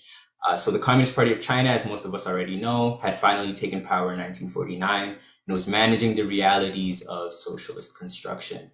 And throughout that, the internal struggles of the Communist Party of China was clearly manifested in their foreign policy as well. And African countries, on the other hand, were in a general process of decolonization and primarily nationalism. And that took a variety of forms throughout the continent. In some cases, the antagonisms took an overtly violent form in opposition to imperialism, such as Angola, Kenya, and Zanzibar, where, that was a perfect example of where people actually were armed. And in most of those instances, China gave direct aid, whether that was through literal money with little to no terms as to how that should be paid back, or direct military advice, things like that. Whether that would be militants going to China to be trained or Chinese advisors going to those countries to assist in military strategy. That was overall the general relationship between China and most of these countries, at least when China was more or less still socialist before the 70s kind of hit, and then you kind of begin to see a transition in the other direction. So one of the pivotal moments kind of between these newly emerging states and the CPC was what's referred to as the Bandung Conference, which was in 1955. So this conference, which was held in Indonesia at the time, basically began to solidify a relationship between Asian and African countries in general, all of them being countries which suffered at the hands of colonial powers in one way or another. There were a few exceptions. I believe, if I remember correctly, I believe Japan was also part of this, and Saudi Arabia, which at that time, we could say it was a complicated dynamic in relation to it and the rest of the imperialist world, but now it would be quite different.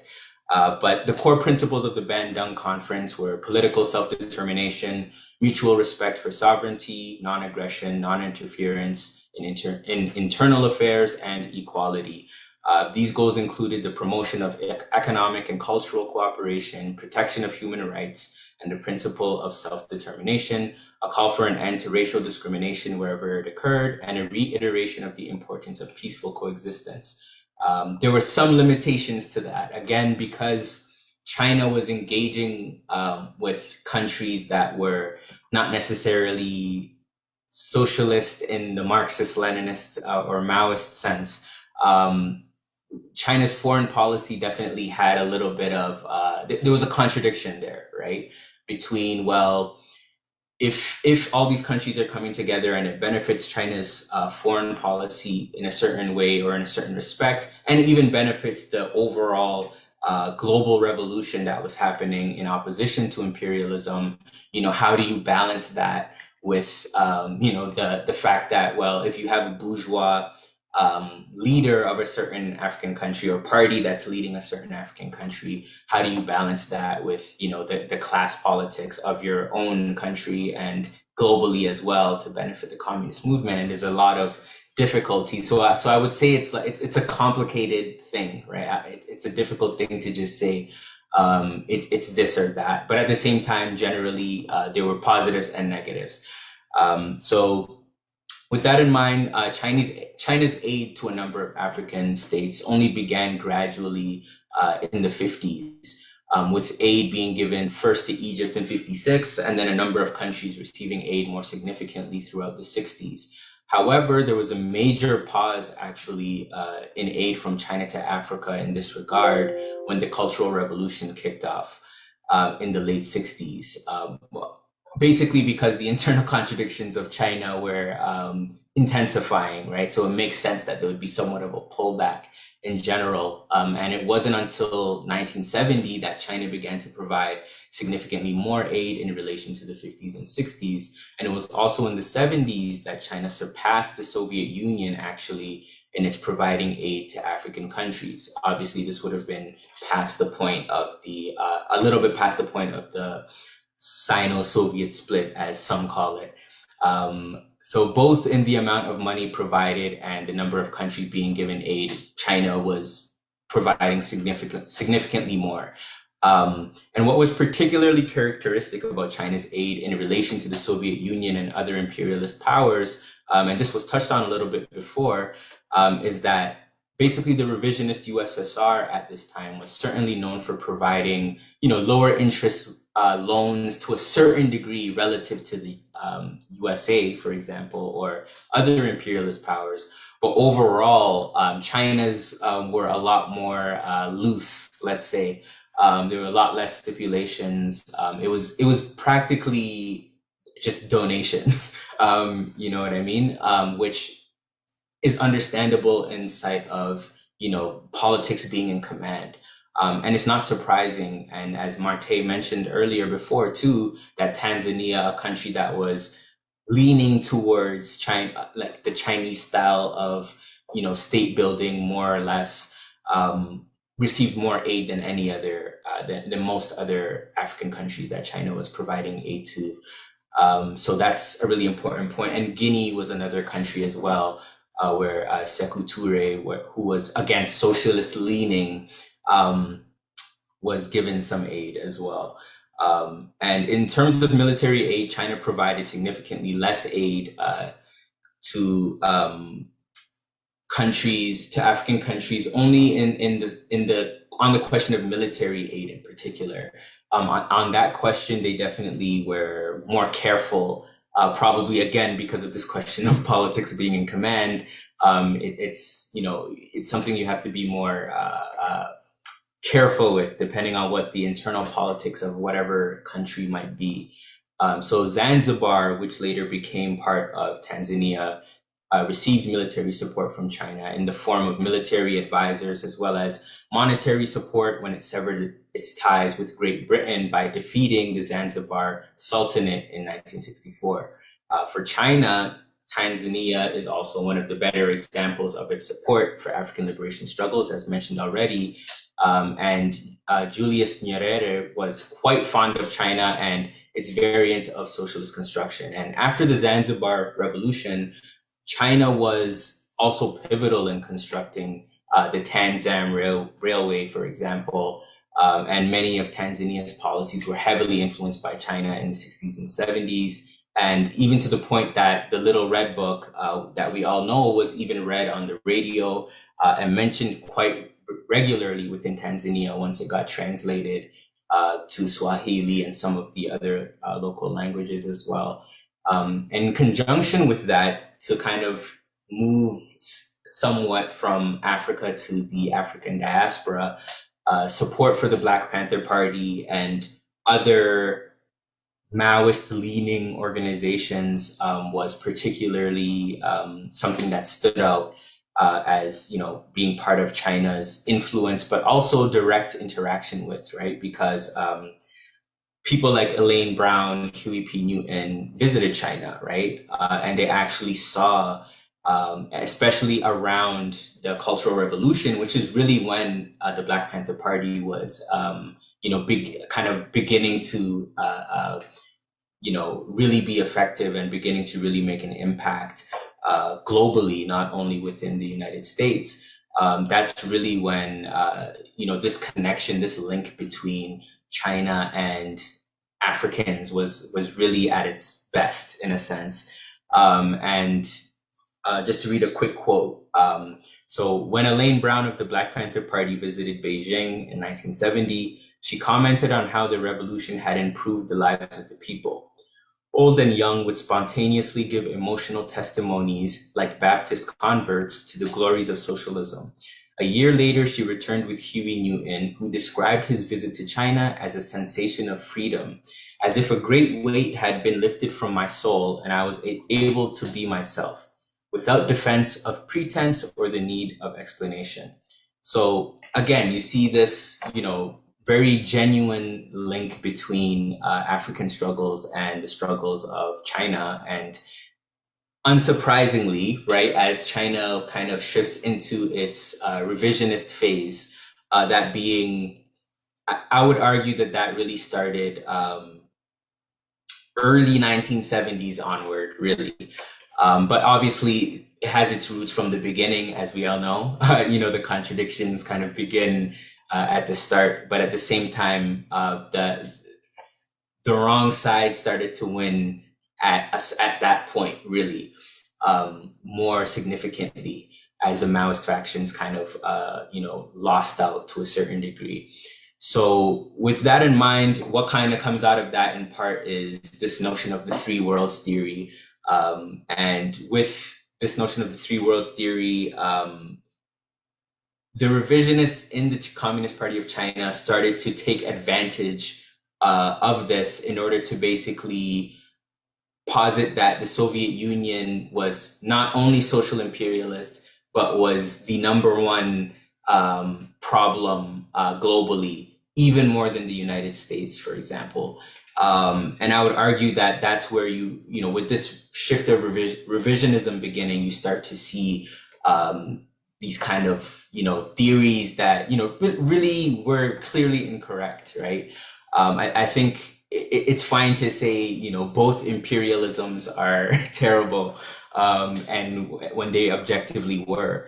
But it's once you start to put one over the other, then, obviously certain people in your party or organization can begin to justify, well, maybe we should, become closer to the United States, or maybe we should, align with them strategically or tactically in whatever area, which happened in certain respects.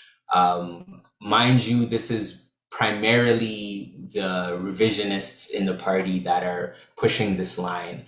I would argue that Mao, to a certain extent, capitulated to this line, but only to a certain extent. But overall, it was clearly Deng Xiaoping and those of the revisionist faction that were more overtly in support of this notion of the three worlds theory, right? Because then you can support any third world country, regardless of the actual person in power or the party in power, just because, it's beneficial in whatever way. So again, you begin to see politics and command beginning to kind of shift and not have as much strength anymore.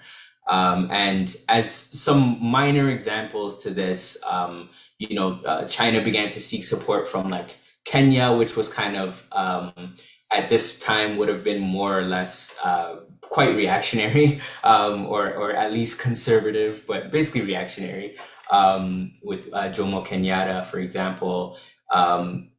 With Nigeria, there was definitely some instances of China capitulating a little bit too much to the party there, but at the same time, they also supported the Biafran independent struggle as well, with direct aid. So again, with the shift, you see this, begin to see kind of a mixed, right, approach to how foreign aid is supposed to happen, so on and so forth.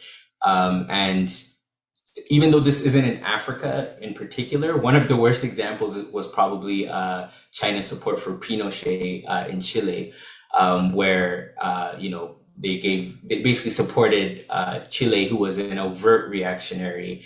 And again, right, with the internal contradictions, you begin to see how the engagements with Africa and the rest of the world in general begin to shift as well. And so it's basically with that we can begin to understand China's relationship to Africa today, right? Which was expounded on so well before me. So, I'm not going to get into too many details there, but overall, I think, it's really important for people to grasp that. And similarly, even with the Soviet Union, right? Once it was kind of the post-Stalin era, you began to see these contradictions becoming a lot more heightened between the Soviet Union and whatever countries it was interacting with. Because interestingly, with the Bandung conference, even that I mentioned earlier, at that time, so this would have been 1955, the Communist Party of China was more or less still friendly with the Soviet Union, but even within that conference, certain countries and certain motions were put forward to discuss the Soviet Union more in depth. Some even referencing it as a social imperialist power, not social imperialist, but just imperialist. It wasn't until the split that this notion of a social imperialist power, imperialism under the guise of socialism kind of came about.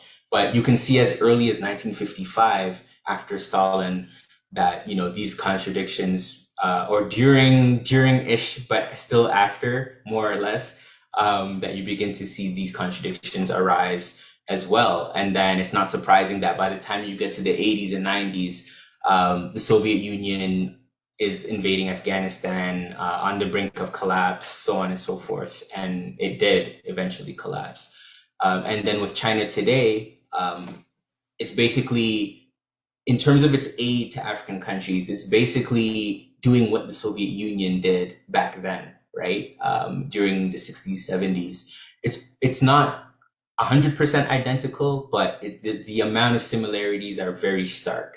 That being, even though the loans that might be given might be relatively, not as high interest as that of the US or other European countries, they still will put military bases, right? Like in the case of Djibouti that was mentioned, or other, more stringent stipulations that clearly benefit China more than it's going to benefit the home country.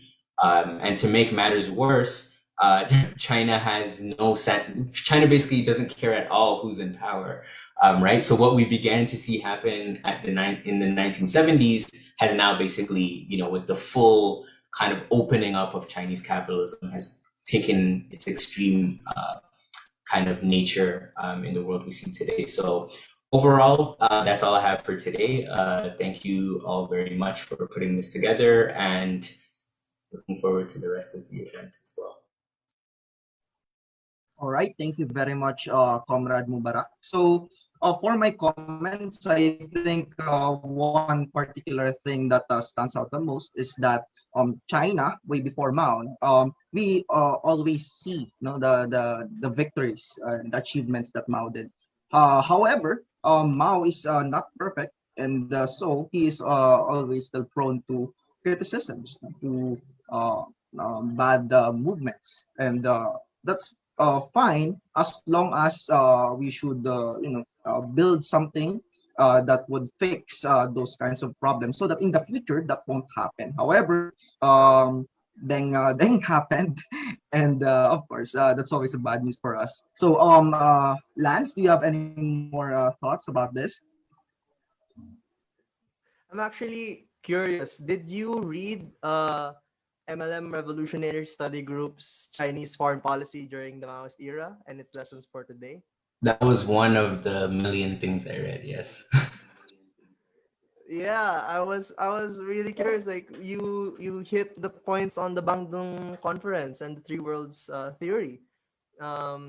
Similarly, I do think from that article and from your discussion, again, like it really complements with what Comrade Marty said, that you could really see also like in the development of Southeast Asian countries, like in the Philippines, there was also, you cannot say that there was really a Philippines before colonialism that had its own distinct mode of production. It was also a bunch of people with their own things. You could really see how colonial logic really just whitewashed everything to make us look like we're savages with no hope of improving our own modes of production.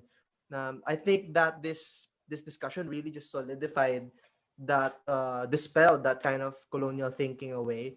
And I do think that it's a crucial point. The is really interesting, the how there was initial critique on the Bandung conference, as well as the line on the three worlds theory.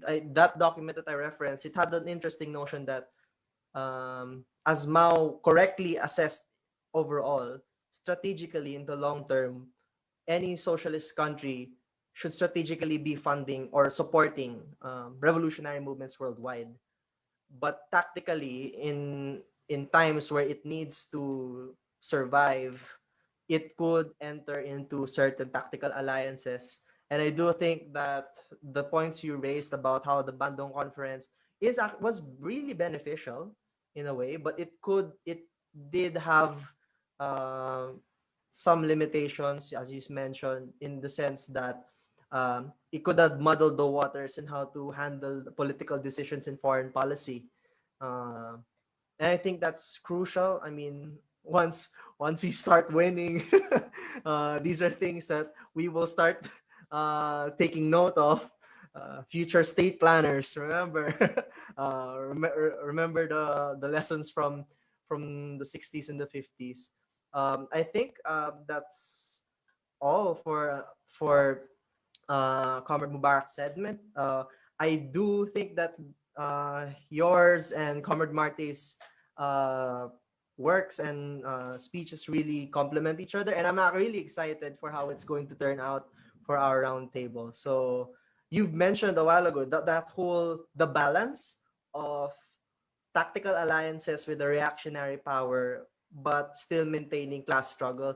That is something I think we mentioned in the questions we gave you about how would you describe the dialectical unity of that, of something that's how, uh, in Tagalog it would be pakikitungo, or like how you would go about dealing with these reactionaries while giving it life to the revolutionary movement, and without resulting in capitulation.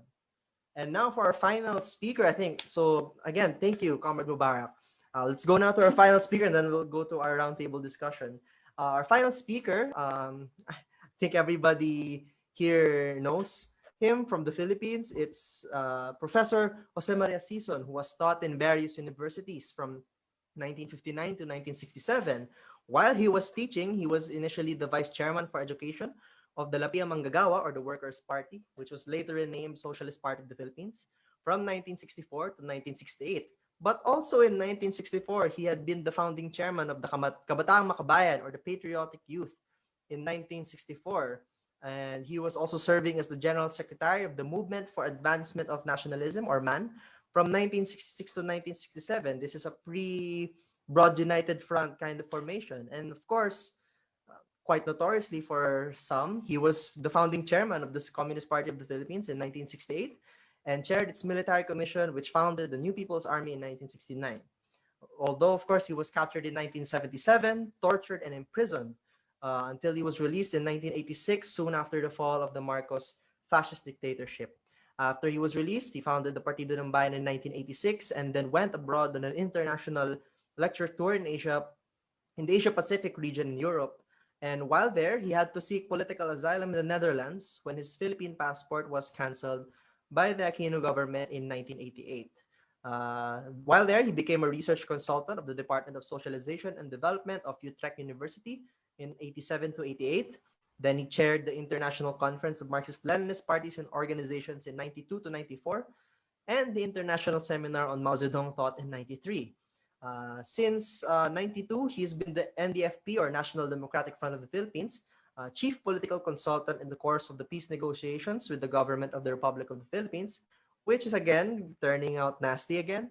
And of course, we know that he became the chairperson of the International League of People's Struggles, or ILPS, from 2004 to 2019. He has prepared a pre-recorded lecture for us, but he will be with us in the roundtable discussion. So without further ado, let's welcome the presentation of Professor Jose Maria Sison, or Ka Joma Sison.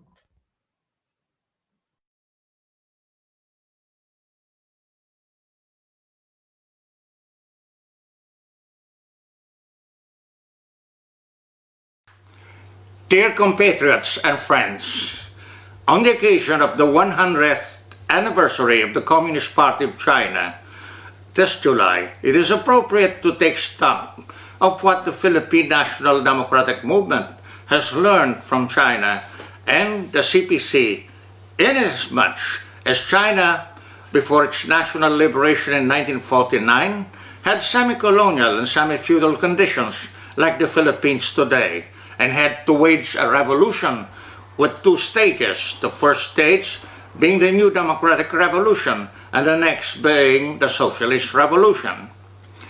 The Philippine National Democratic Movement has learned so much from the Chinese revolutionary experience in adopting the universal theory of the proletariat, particularly the development of Marxism, Leninism to Mao Zedong thought, or Maoism, realizing the ideological, political, and organizational leadership of the proletariat through the Communist Party of the Philippines, and setting forth the general line of People's Democratic Revolution with a socialist perspective, and waging a protracted People's War. The Philippine Revolution has gained a great deal of positive lessons from the struggles, sacrifices, and victories of the Chinese proletariat and people, and from the leadership of the Communist Party of China and Mao Zedong from 1921 to 1976, through such periods as the initial work among the workers, peasants, and the intelligentsia, the Northern Expedition, the Agrarian War, the war against Japan, the subsequent Civil War, the period of Reconstruction and consolidation, the basic socialization of the economy, the Great Leap Forward, the socialist education movement, and the great proletarian cultural revolution. But alas, since the Dengist counter-revolution in October 1976, China has overthrown the socialist class rule of the proletariat, removed from the Communist Party and the socialist state the proletarian revolutionaries who followed the leadership of Comrade Mao and had carried out the great proletarian cultural revolution. Since the third plenum of the 11th Central Committee of the CPC in 1978, bourgeois principles, policies, and measures have been formally adopted to carry out the rapid restoration of capitalism, leading ultimately to the rise of China as a capitalist and imperialist power. Mao's greatest contribution to the development of Marxist-Leninist theory and practice is his theory and practice of continuing revolution under the proletarian dictatorship through cultural revolution in order to combat revisionism, prevent capitalist restoration, and consolidate socialism. Even if the GPCR was defeated in 1976, like the Paris Commune in 1871, it has succeeded in posing the problem of modern revisionism and capitalist restoration in socialist society, and put forward the basic principles and methods of combating revisionism and consolidating socialism. The success of the Dengist counter-revolution in overthrowing proletarian rule and restoring capitalism confirms the validity and correctness of the Maoist theory and practice of the GPCR. Both China and the Philippines heard the salvos of the October Revolution and stood to benefit from the emergence of the first socialist state. And Lenin initiated in 1919 the establishment of the Third International in order to promote the world proletarian revolution. He recognized the important role that the oppressed peoples and nations could play in this revolution. When the Russian Revolution could not be followed up by the German Revolution, he thought that the world proletarian revolution could be done through Beijing, if not through Berlin. The Chinese Revolution had to be carried out according to the concrete conditions of Chinese society. The May 4th movement of 1919 arose because China was being subjected to arrangements made by the imperialist victors in the World War I in favor of Japan at extreme cost to the national sovereignty of the Chinese people. The resistance of the people immediately caught the attention of the Bolsheviks and the Comintern. Thus, they moved promptly to encourage the establishment of the CPC as early as 1921. In the Philippines, it took a bit longer time to establish the Communist Party of the Philippines in 1930 under the auspices of the American Communist Party within the Comintern framework. China has had the advantage of being geographically close to the Soviet Union. Thus, it became possible for Stalin to encourage the alliance of the CPC and the Kuomintang and to supply weapons for the Northern Expedition against the Northern warlords from 1925 to 1927.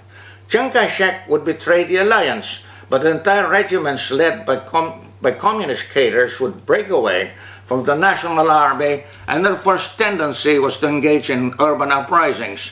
It was Mao who showed the way in the agrarian war in Chinkansan how to defeat 3 Kuomintang campaigns of encirclement with counter-encirclement by guerrilla warfare and regular mobile warfare in the countryside. But the so-called Bolshevik group headed by Wang Ming came to Chinkansan under the authority of the Comintern, misdirected the People's Army towards adventurous actions, caused severe damage to the revolutionary bases that necessitated the long march.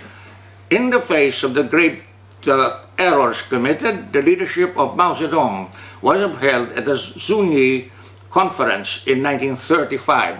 Upon the arrival of the Red Army at Tiananmen, Mao engaged in the ideological and political consolidation of the CPC and the Red Army.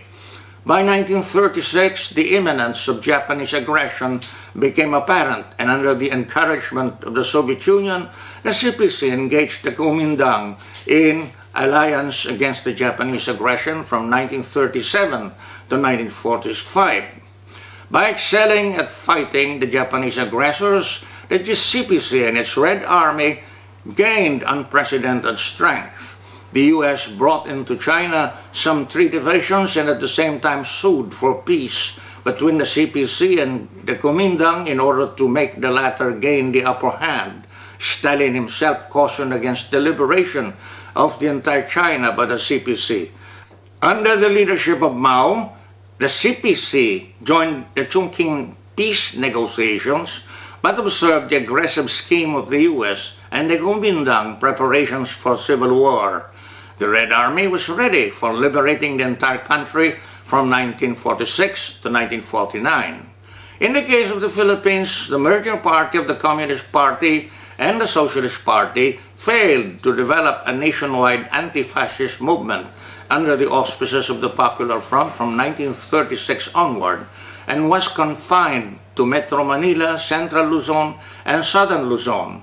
It also failed to develop the People's Army against Japan beyond the confines of these 3 regions from 1942 onward, because of the metaphysical notion that control of these regions meant control of Luzon and therefore of the whole country. Worse, the right opportunist errors of the Vicente Lava leadership actually prevented the expansion of the Hukbalahap.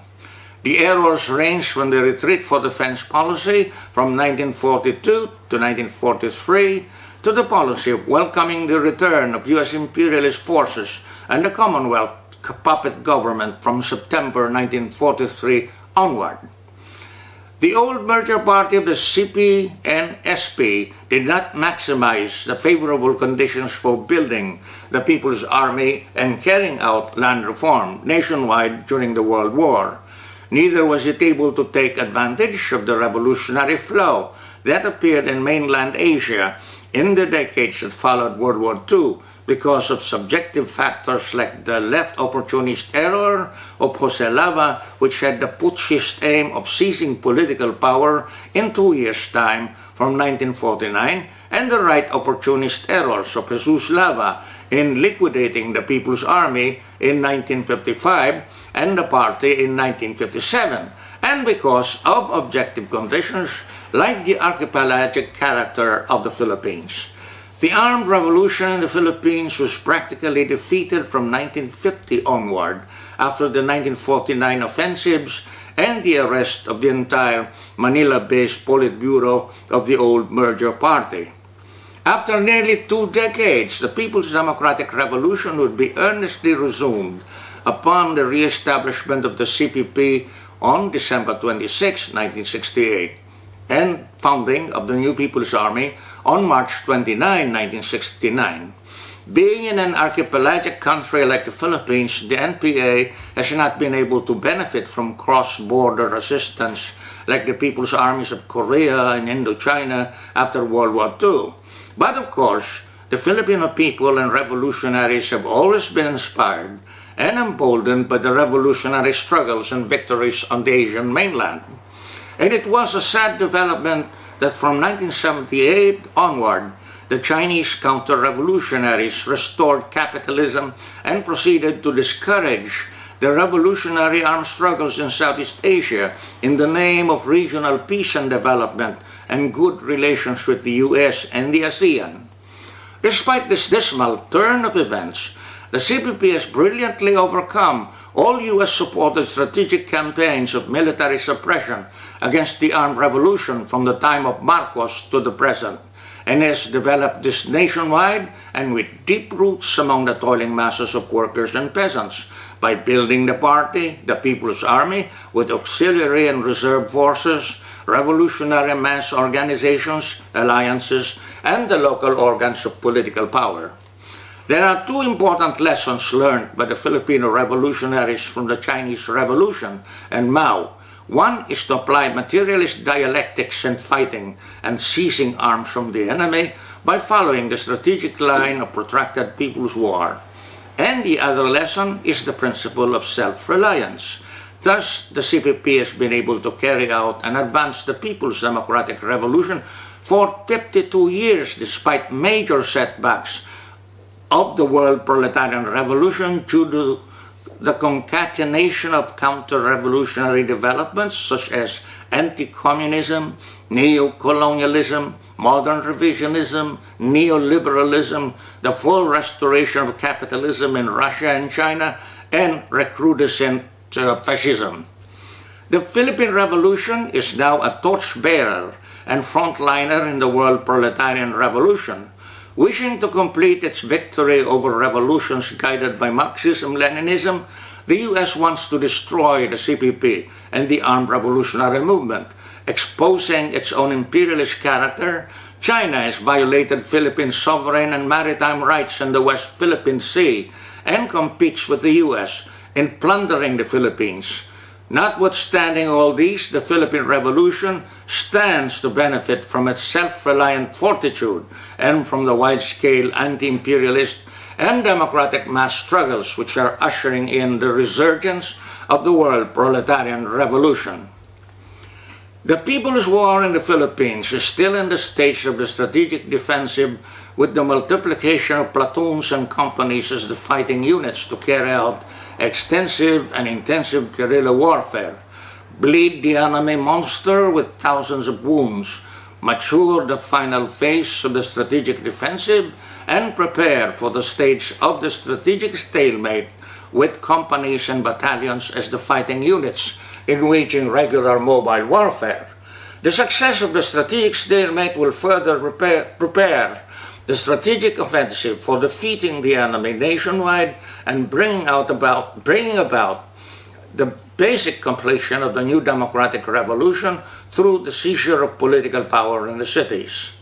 As we have learned from the Chinese revolutionary experience, we can advance in the People's Democratic Revolution only by strengthening the CPP as the advanced detachment of the proletariat, carrying out the armed struggle and realizing the united front that arouses and mobilizes the people in their millions, and to advance the armed struggle as the main form of revolutionary struggle, we need to integrate it with the agrarian revolution and with building the revolutionary mass base consisting of the local party branches, units of the People's Army, the People's Militia, the revolutionary mass organizations, and the local organs of political power constituting the People's Democratic Government. Insofar as we have not yet completed the People's Democratic Revolution and have not yet started the Socialist Revolution, we have to learn in advance what essentially is to be done in the future by studying the history of the Soviet Union and the People's Republic of China. In the current forum, however, I'm assigned to relate the Philippine National Democratic Movement to China. I feel obliged to discuss the socialist perspective of this movement and the necessary relations of socialism in China with that in the Soviet Union since the victory of the Chinese Revolution in 1949. We all know that in the period of consolidation and reconstruction from 1949 to 1952, China had to engage the cooperation and assistance of the Soviet Union in facing up to the continuing imperialist and Kuomintang threats to China, as well as to the U.S. war of aggression in Korea.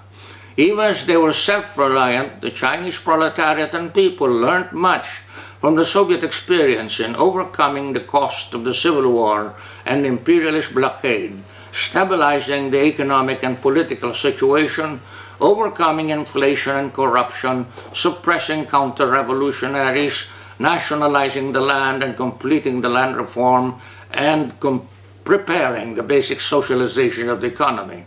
In the basic socialization of the economy from 1953 to 1957, the Chinese socialist state continued to own, control, and operate the commanding heights of the economy, the major industries, lines of transport, and sources of raw materials confiscated from the foreign capitalist and bureaucrat capitalist.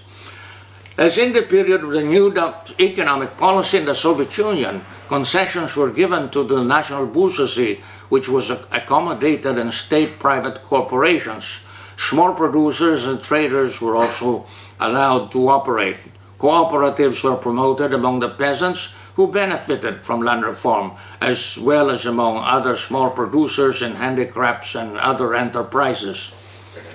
But when the time came for the great leap forward for building the agricultural communes as the highest stage of agricultural cooperation and as the base of the entire economy, the heavy and basic industries as the leading factor and light industry as the bridge, the brazen right opportunist as well as the more subtle revisionist under the influence of Soviet revisionism as well as a petty bourgeois background manifested their opposition.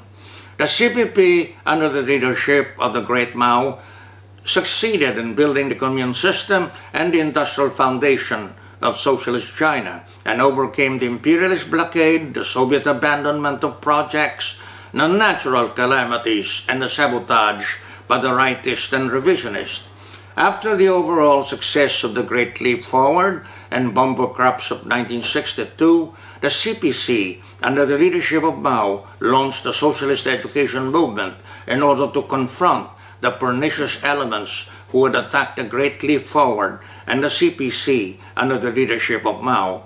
But those of the CPC Central Committee who had opposed the Great Leap Forward and wished to perpetuate and enlarge the concessions of the bourgeoisie, sabotaged the socialist education movement and continued to protect those making propaganda against the line of socialist revolution.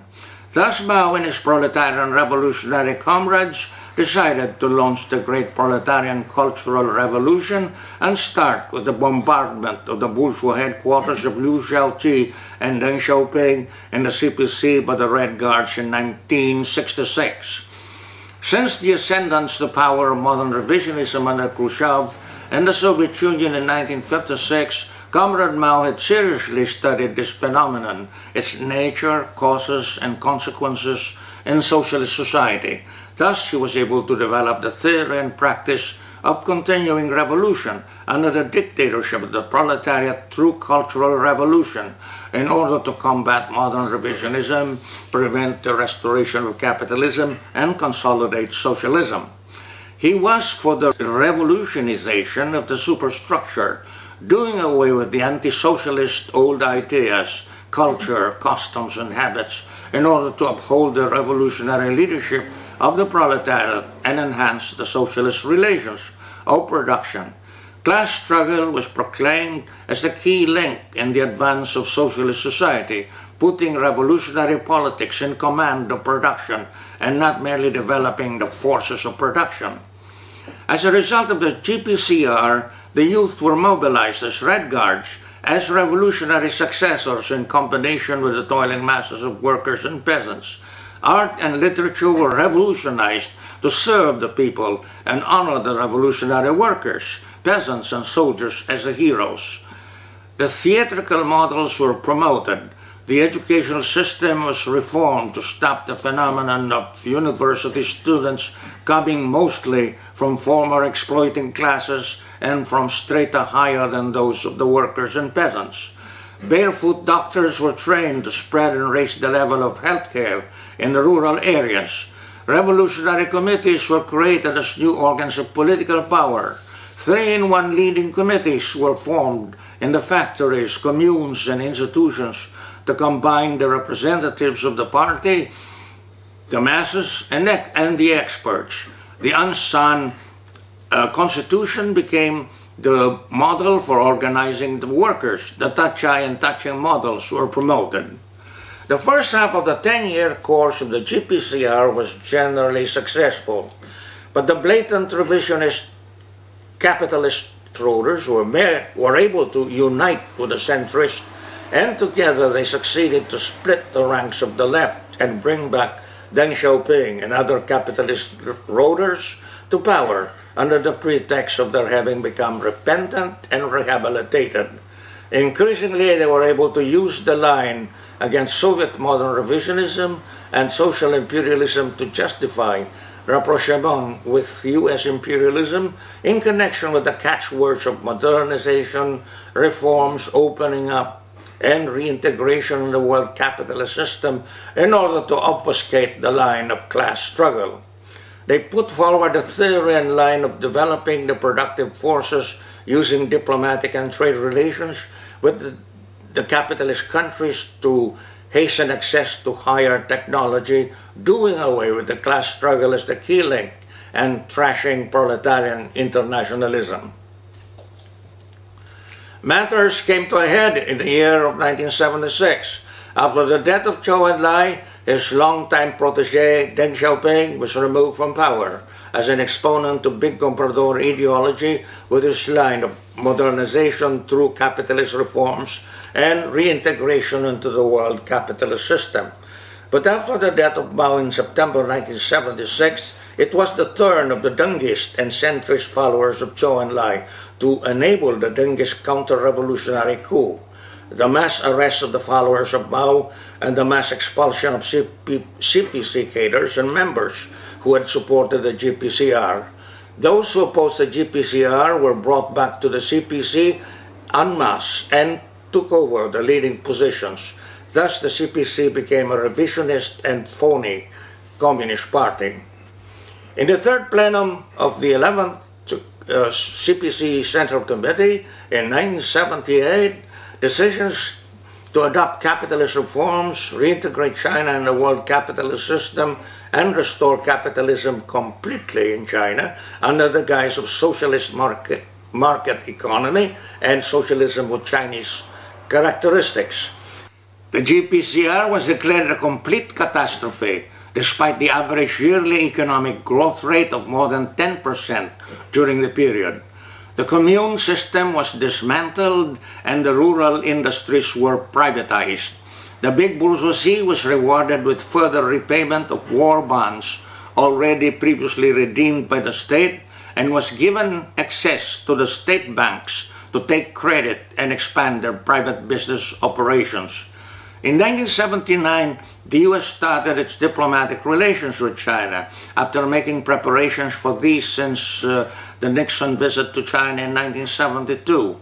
U.S. and China carried out in earnest their partnership in promoting the neoliberal policy of imperialist globalization in the 90s onward. But being cautious in giving concessions to China and pressuring it to bend further, the U.S. promoted sweatshop operations in China, the delivery of low-end technology, and Chinese exports of garments, shoes, and other consumer goods to the U.S. market. By 1989, the inadequacies of the U.S.-China economic relations showed with the rise of mass discontent against flagrant corruption and inflation in China. Consequent to the mass uprisings in Beijing and many other Chinese cities in 1989, China, under the paramount leadership of Deng, begged the U.S. to grant more economic concessions to China and promised to further liberalize the entry of U.S. and other foreign investments and open special economic zones. In turn, the U.S. demanded that China join the World Trade Organization and open further the Chinese economy. China joined the WTO in 2001, and the US and China became undoubtedly the main partners in promoting and carrying out the neoliberal policy. Since then, the economic growth of China accelerated on the capitalist road to become the largest capitalist power after the US. To make monopoly capitalism dominant in China, the phony Communist Party and the monopoly bureaucrats have plundered the social wealth created by the Chinese working people under the red flag of socialism and have submitted the working people to extreme conditions of exploitation, mass poverty, and deprivation. The dismantling of the commune system drove great numbers of peasants to urban poverty and exploitation by Chinese and foreign companies. The abolition of the right to strike and the lack of labor rights have generalized the 996 rule of wage slavery, 9 a.m. to 9 p.m. work for 6 days a week, reminiscent of early 19th century England. Even the highly educated white-collar employees are subjected to this rule. Gross inequality and social injustice reign in China. State monopoly capitalism has served to accelerate strategic economic and military production and to expand private monopoly capitalism to the extent that this has become dominant. As of 2015, according to the Hurun report, China outstripped the US in the number of billionaires. Millionaires and billionaires like Jack Ma of Alibaba are highly honored members of the CPC. In the National People's Congress, as of 2016, more than 100 delegates were billionaires in US dollars, like Pony Ma of 10%, Robin Lee of Baidu, and Kay Jun of Xiaomi. And 209 other delegates had net assets above 2 billion yuan, or 300 million US dollars. In the US Congress at the time, there was no billionaire, and the richest was California Republican Daniel Issa, who had as net worth only $440 million. Members of the CPC Central Committee have generally concealed their private assets, but immediate and close relatives have openly become millionaires and billionaires with large shares of stocks in major private corporations in real estate, technology, energy, manufacturing, commerce, banks, and finance. The big bourgeoisie is flagrantly in power in the CPC and the state, and in the big private corporations. Corruption has been so rampant in the CPC and the state that President Xi Jinping has so prominently crusaded against it. But Quora researchers point out that the sister of Xi, Chi Chow Chow, has accumulated assets of more than 1.7 billion US dollars. State monopoly corporations have been intertwined with private monopoly corporations and even sell shares of stocks to big private capitalists. take a look at the list of the 500 largest private Chinese private corporations. Let me just mention here the 10 with the largest capital: Huawei in electronics, Pacific Construction Group, Amer International Group in metals, Hengli Group in chemicals, Country Garden Holdings in real estate, Evergrande Group in real estate, Legend Holdings in electronics, Gome Holdings Group in retail, China Banque Company Limited in real estate, and Geely Holding Group in motors. Huawei's largest capital is 858 billion yuan, or $126 billion, and Geely's is 330 billion yuan. The 10 largest private banks of China are China Merchants Bank, Industrial and Commercial Bank of China, Agricultural Bank of China, China Construction Bank, China International Capital Construction, Bank of Communications, Shanghai Pudong Development Bank, China CITIC Bank, and China Minsheng Bank. The following are the 5 largest private insurance companies: China Life Insurance Company, Ping An Insurance Group, China Pacific Insurance Group, People's Insurance Company of China, and New China Life Insurance. When the crisis of overproduction and financial crash of 2008 occurred, the U.S. still praised China for making the world economic growth rate stay above zero. But in the further years, with the so-called Great Recession threatening to become the Great Depression, worse than the one in the 1930s, the U.S. has become critical of the Chinese two-tiered economy of state monopoly capitalism and private monopoly capitalism, manipulative and unfair trade and currency policies, theft of U.S. technology, and buildup of military power. Openly wary of China's economic and military rise, Obama announced the policy of strategic pivot to East Asia and exclusion of China from the Trans-Pacific Partnership Agreement, while China pushed the Regional Comprehensive Economic Partnership to exclude the U.S. and the far larger and more ambitious Belt and Road Initiative. Trump became more aggressive against China and designated it as the main economic competitor and political rival of the U.S. He declared a trade war and restrictions on technology transfer against China. The U.S. is determined to cut down the export surplus that China has enjoyed since the 1980s and used to buy U.S. securities and private assets and to finance Chinese domestic and foreign investments. The U.S. and its traditional imperialist allies are transferring their manufacturing operations from China to India, Bangladesh, Thailand, and Vietnam. They are also encouraging the debtor countries in the BRI to declare debt defaults. The current U.S. President Biden is invoking multilateralism in the G7 and NATO in order to put China in a corner. Exposing its own imperialist character, China continues to claim sovereignty over 90% of the South China Sea in violation of the UN Convention on the Law of the Sea and the 2016 landmark decision by the Permanent Court of Arbitration in favor of the Philippines against China. The U.S. is taking advantage of this Chinese overreach in order to reinforce U.S. relations with the coastal countries of Southeast Asia and its traditional imperialist allies.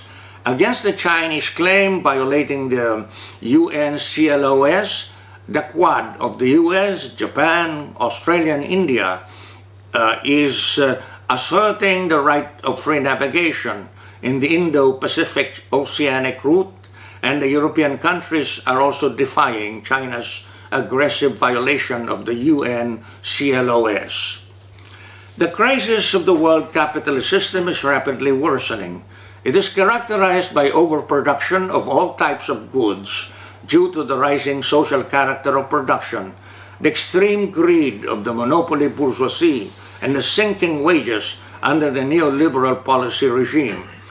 As of 2020, the wealth of 2,153 billionaires is equivalent to what 4.6 billion people, or 60% of humankind, own.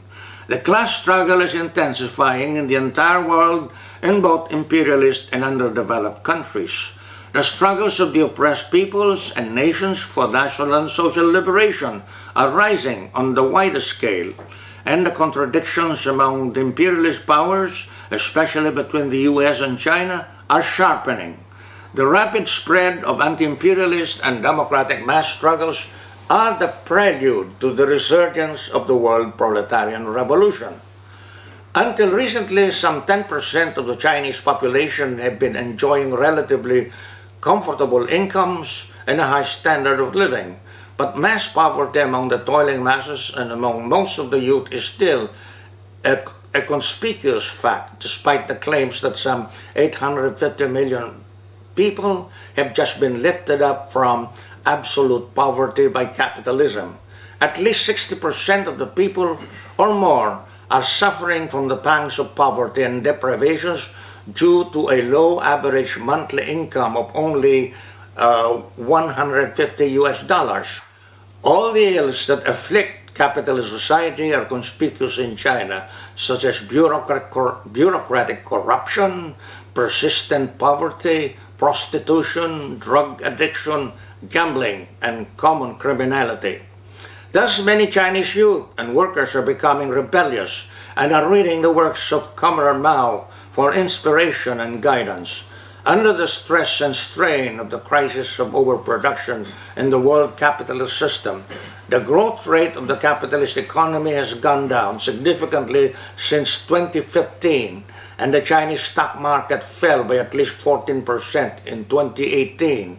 It remains to be seen how much damage to the Chinese economy can be done by the US and its traditional imperialist allies in the years to come. Prognosticators observe that China is facing tremendous odds in rising from its current position of being number 2 largest capitalist economy to number 1, and is in danger of falling into the prolonged stagnation like that of Japan since 1990. China is sitting on mountains of public and private debt and inflated assets like Japan in the 1980s. Under the current conditions of gross inequality, social injustice, and continuing polarization, there is a high potential for social revolutionary movement among the youth and the toiling masses of workers and peasants. There is an increasing number of the people who are reading and studying the works of Comrade Mao for revolutionary inspiration and guidance. This growing trend is being counteracted by constant surveillance, arrest, and imprisonment of suspected Maoist but a phony communist of capitalist and imperialist China. The class struggle is definitely resurgent in China today and in the years to come. Thank you.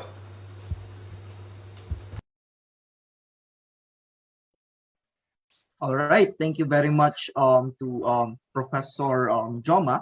So I have 3 points that I was able to take from his speech. So number 1 is his very extensive historical take on the China. So it unveils everything that happened from its roots to the war itself, the civil war, its alliance with the Kuomintang, the fight with the United States and the other forces, Western imperialists, up until of course Deng would come, and that comes to my second point. China right now becomes the perfect example of right revisionism. So we can see right now that China encompasses this like what the other speakers have mentioned, this social imperialist propaganda that they were able to be right now. And finally, with regard to that, China is becoming stronger and stronger as of the moment, and we should not waste time to make movements or to criticize China. Maybe there might be some struggles within that. Some comrades there would mount some actions. But of course, we in the international scene would also would have this kind of um, uh, this task, and that is to continuously criticize China, and of course encourage our countries to step up and do something about this aggression made by China. Lance, do you have any thing to say? I'm curious about the roundtable, but I guess I would just say that this was so not well coordinated, but it spontaneously went really well, and how Comrade Ajith historicized the Indian Communist movement in its relation to China.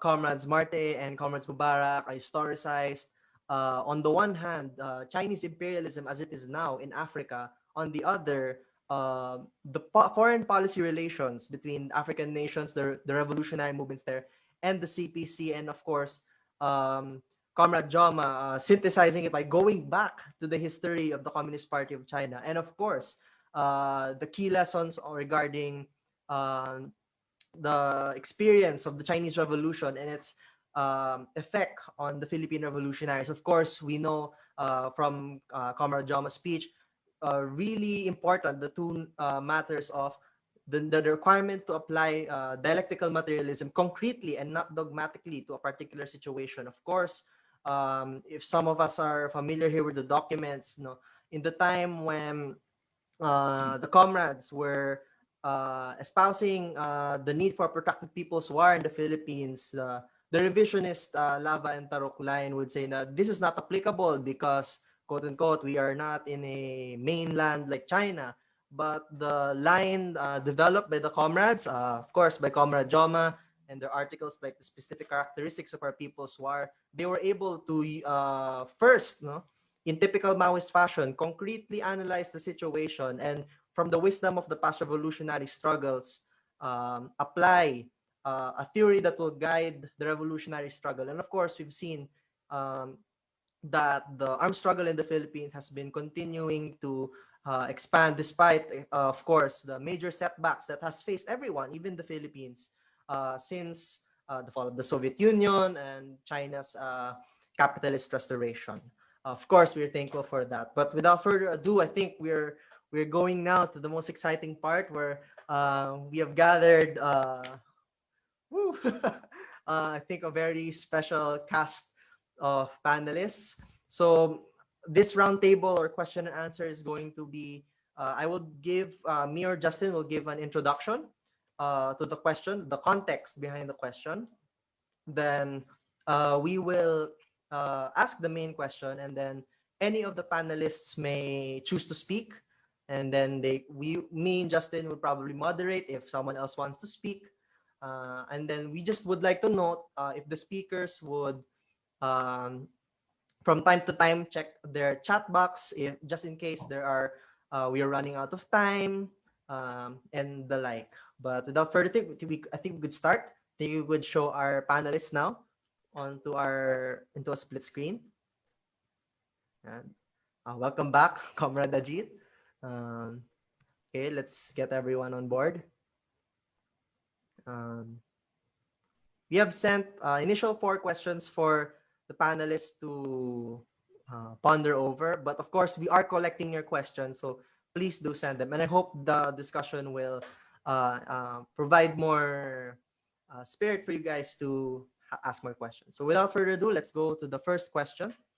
So the context is, in order to advance, pardon? Sorry. Proceed. Okay.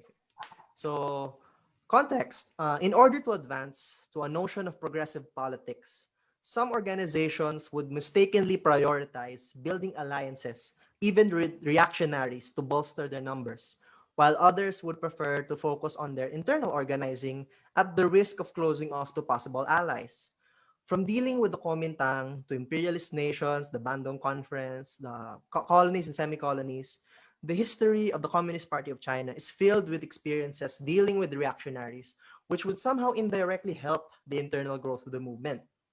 So, to our panelists, how would you describe is the dialectical uniting relationship between building broad alliances and internal organizing in terms of the strategy in the long-term sense and tactics in the short-term sense? Are there any considerations that we must be looking for when dealing with this relationship in a local setting and in an international foreign policy kind of setting? So without further ado, let's go. Anyone can start. So the question has been posted on the chat. So anyone could start if they would like to answer.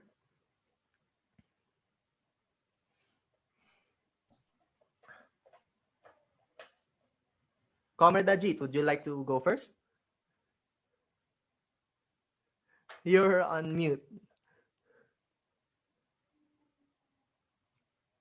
No, I said I was expecting Comrade Sison would be able to start off the discussion, having a huge experience leading the party and also the international activities.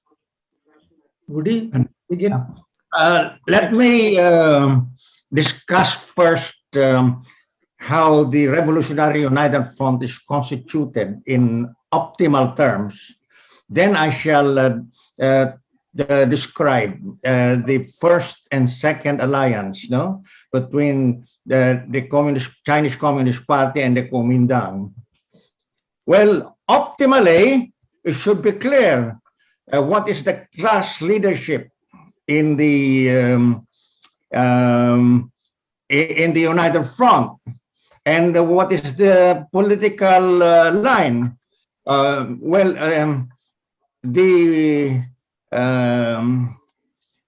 You must be sure that the leadership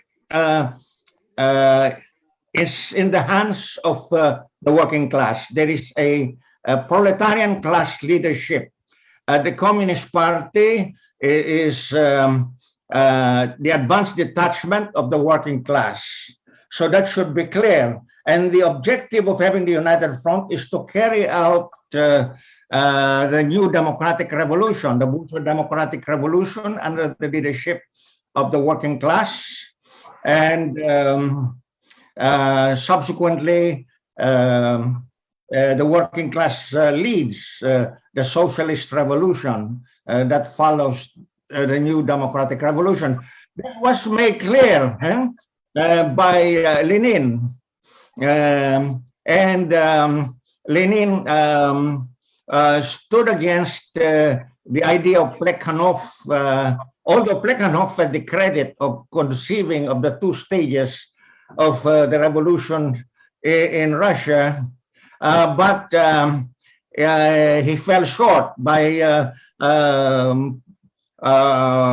assuming that the bourgeoisie would lead the bourgeois democratic revolution. But in the Chinese experience, that will become more clear in the course of the Chinese Revolution. And now you have to consider the conditions of the country. The conditions in China were semi-colonial and semi-feudal. So the majority class in that kind of society is the peasantry.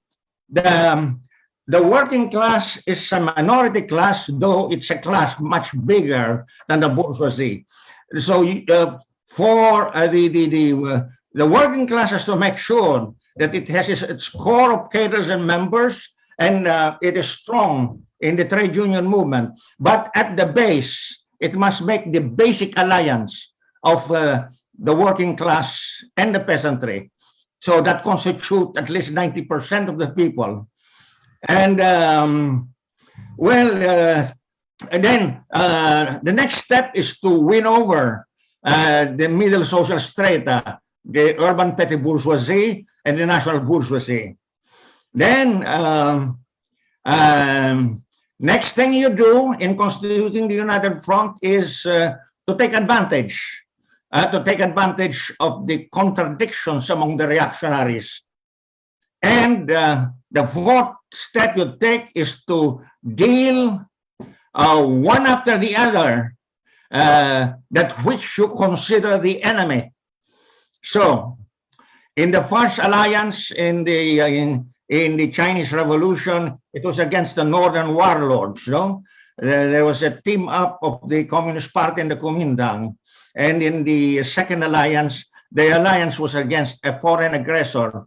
And the principle in the United Front is to have the broadest range of mass strength against the narrowest target, which you designate as the enemy, be it the most reactionary force at a given time or a foreign aggressor. So let me analyze the first alliance.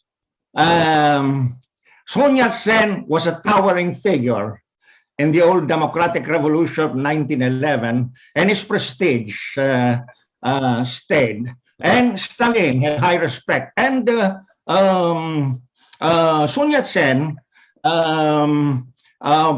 put forward basic principles that opened up to the proletariat and all progressive, all patriotic and progressive factors.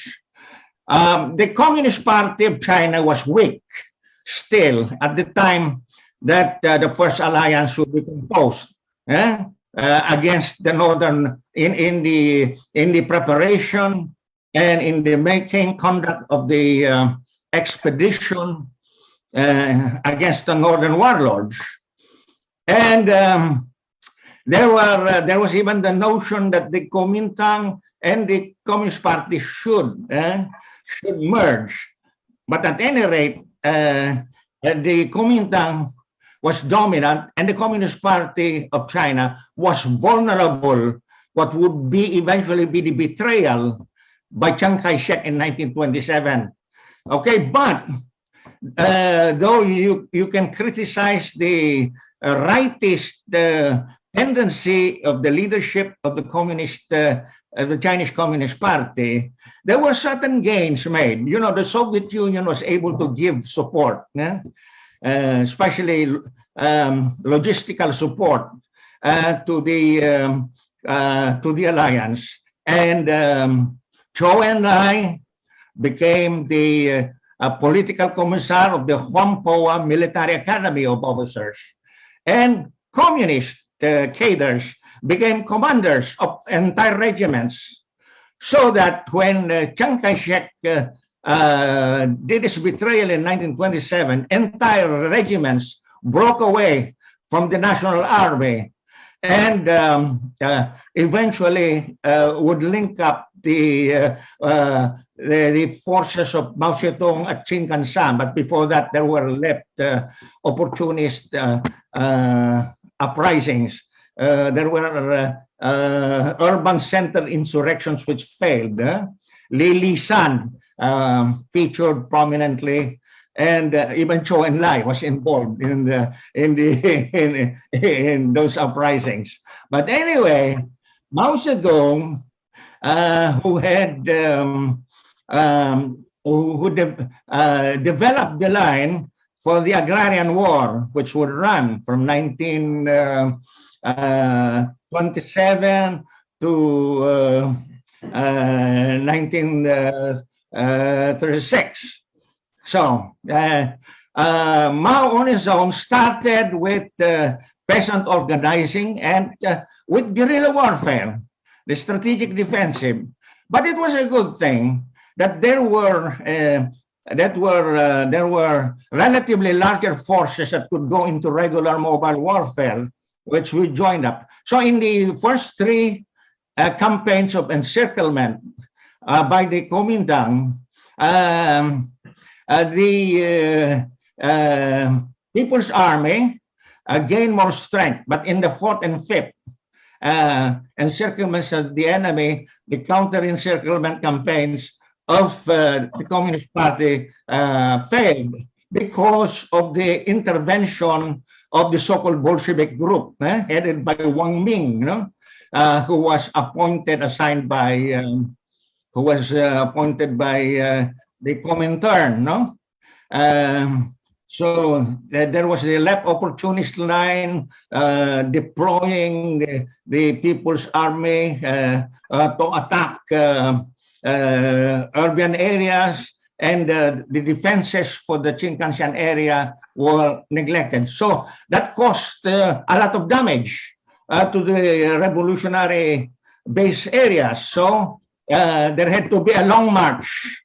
And in the course of the Long March, 1935, at the Chunyi Conference, the leadership of Mao Zedong, the line and leadership of Mao Zedong would be recognized. So the Long March would reach Yan'an exactly at the time. At Yan'an, Mao attended to ideological and political consolidation. Then the threat of Japanese aggression became clear by 1936, later part of 1936, and 1937, Japan attacked. And again, the Soviet Union, and under the leadership of Stalin, encouraged a united front between the Communist Party and the Kuomintang. This would be the second alliance. And it was a good thing that the second alliance would occur, because that would relieve the Red Army of attacks from Chiang Kai-shek. And Chiang Kai-shek was arrested by his own generals at Xi'an. When he visited Xi'an, he was arrested, and he had to be and Zhou Enlai and the Communist Party of China had to intervene so that he would be released on the condition that he would support the alliance against Japan. So in the course of the second alliance, the Chinese Communist Party was in a stronger position than in the first alliance. Okay, it had its own base, it had its own revolutionary basis. It had a growing party. It had an army. So all the requisites for making a strong party as a result of the leadership of Mao Zedong. So by the time that the Japan was defeated within China and in the course of the World War II, the Chinese Communist Party and the Fourth Army, New Fourth Army, and the Eighth Route Army were strong. But you know, the Soviet Union got so many weapons from these Japanese. The Japanese surrendered weapons, and they gave the Soviet Union gave only a small fraction of the weapons surrendered by Japan. But anyway, the Chinese Communist Party had the organization to maximize whatever portion, 100,000 rifles. And then there was the attempt of the U.S. to arrange a peace negotiations, which would be to the advantage, whose objective was to give the Kuomintang the upper hand, and even the Soviet Union. Stalin was inclined not to let the Communist Party and the Red Army take over seize the whole of China. But exercising independence and self-reliance, the Chinese Communist Party was prepared against the civil war scheme of Chiang Kai-shek. So the civil war would break out. It would run from mainly 1947 to part of 1946 to 1949, the liberation. So you will, with my narrative of the two alliances, you can see what is the best to be done in the United Front. And of course, it's good. The United Front is a way of reaching, arousing, organizing, and mobilizing people in their millions there are advantages to be gained within your own country. At the same time, it opens up possibilities. It opens up possibilities for international support to come in. The China had the advantage of being geographically close to the Soviet Union. That is an advantage that that communist part of the Philippines does not have.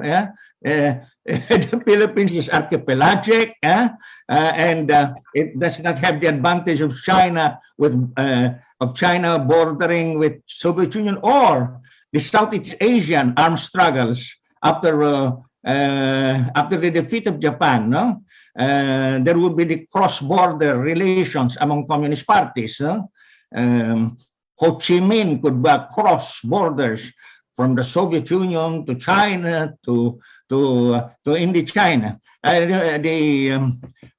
One more thing that is the problem in the Philippines, the Lavas committed serious errors and threw away advantages that resulted from the Japanese invasion. They over-concentrated in only 3 regions. They were so selfish that they could not entertain proposals by other people from the Visayas and the Ilocos, that they organized their own armed resistance against the Japanese. So the USAFE had the upper hand in most parts of the country. And then there were errors in fighting Japan. So enough of my discussion about the United Front in China. I don't have to, if I go long into the Philippine experience, I will monopolize the discussion. Okay, thank you, Comrade Joma. Marte, Mubarak, Comrade Ajith, would anyone like to follow next? Any follow-up points? I think that one thing that we have to think about, like especially when it comes to trying to do any kind of Maoist organizing in imperialist countries, is when we're thinking about like how we build alliances and like whether we prioritize internal organizing or whether we try to get as many people as possible brought it in. There's a lot of factors to consider. One, we have to understand that in imperialist countries, like we have the problem of the labor aristocracy. Lenin's theory of the labor aristocracy is still very much relevant, and we're going to have to figure out a way to kind of subvert that and go to like the real, like deepest levels of the masses. But also we have to recognize that that manifests itself in the existence and what's the word I'm looking for? Hegemony of all sorts of like revisionist and reformist types of organizations. So I think that a lot of parties, I do think that there are a lot of like just revisionist parties in general, like where I live in the US, but a lot of them have this idea of like sizeism, where the whole idea is getting as many people as possible, either within the party or within like a super huge coalition. And then kind of going from there. But the problem is that like the goals of what's getting done are never very, very specific. And a lot of times, there are like kind of limited benefits to that, right? Where you don't really consolidate the revolutionary movement or the hardcore of revolutionary struggle at all, but instead just kind of like, engage in a struggle that's so broad that it doesn't necessarily change anything. So I think that it's important for revolutionaries in countries like this to try to focus on consolidating the genuine revolutionary organizations and engaging in alliances when necessary, but based off of like some firm principles and some concrete goals. And there are organizations that have done that. The Rainbow Coalition is a great example of an alliance in our context between the Black Panther Party and several different, and not even several, like a multiplicity of different organizations that were able to be united on a relatively revolutionary line. But again, like in that situation, that internal core, that revolutionary core existed in the form of the Black Panther Party or the Young Lords, things like that. So we have to focus on developing that. That's important. Okay, that's right. Comrade Ajith, Mubarak? Well, shall I join? I think Comrade Sison has, am I clear?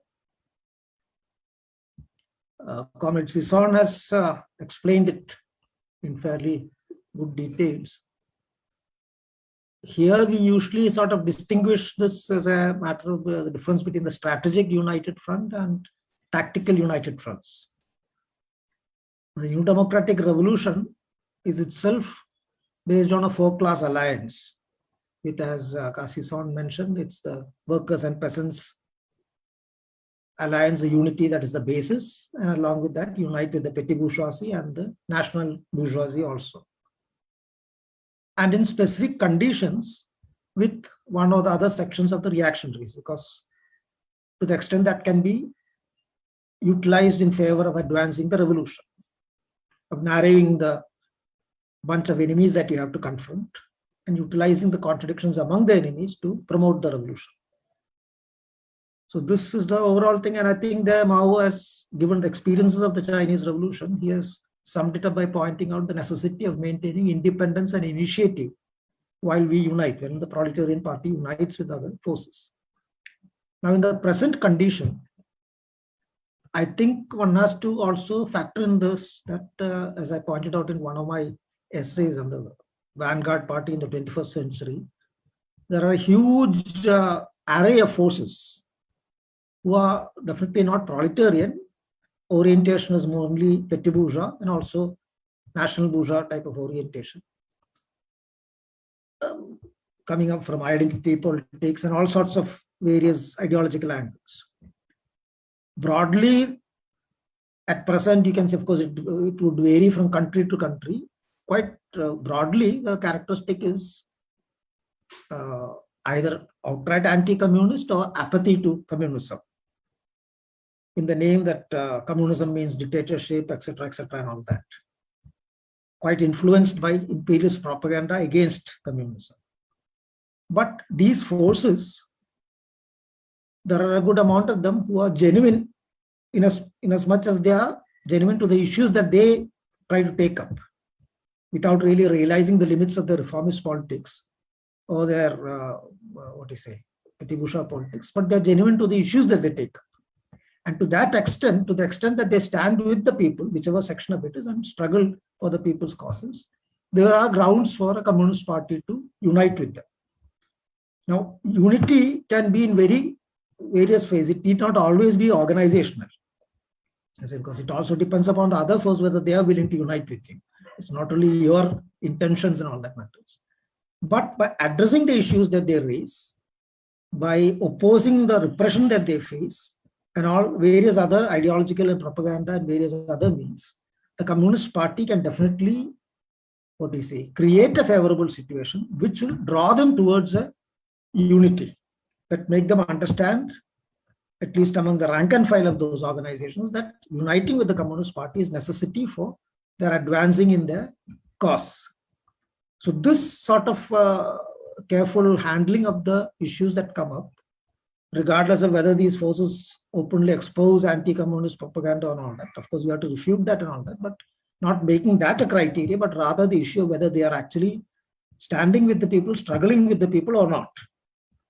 If it's a sham thing, that's a different matter altogether. We have to expose and isolate them. But if it's a matter of a force that is genuine and struggling, then definitely the Communist Party must make an effort to pull them over towards unity, because it's the Communist Party is the vanguard.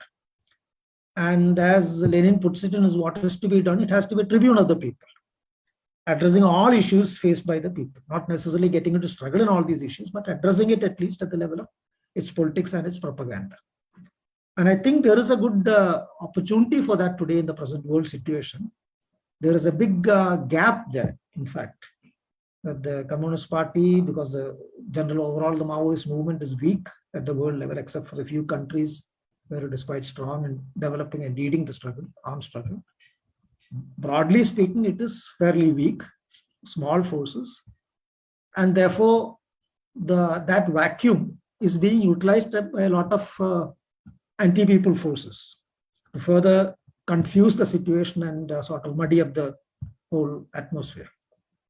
So therefore, I think the Communist Party should actively play that, identify that situation, and keeping in mind the lesson that Mao said, maintaining your independence and initiative.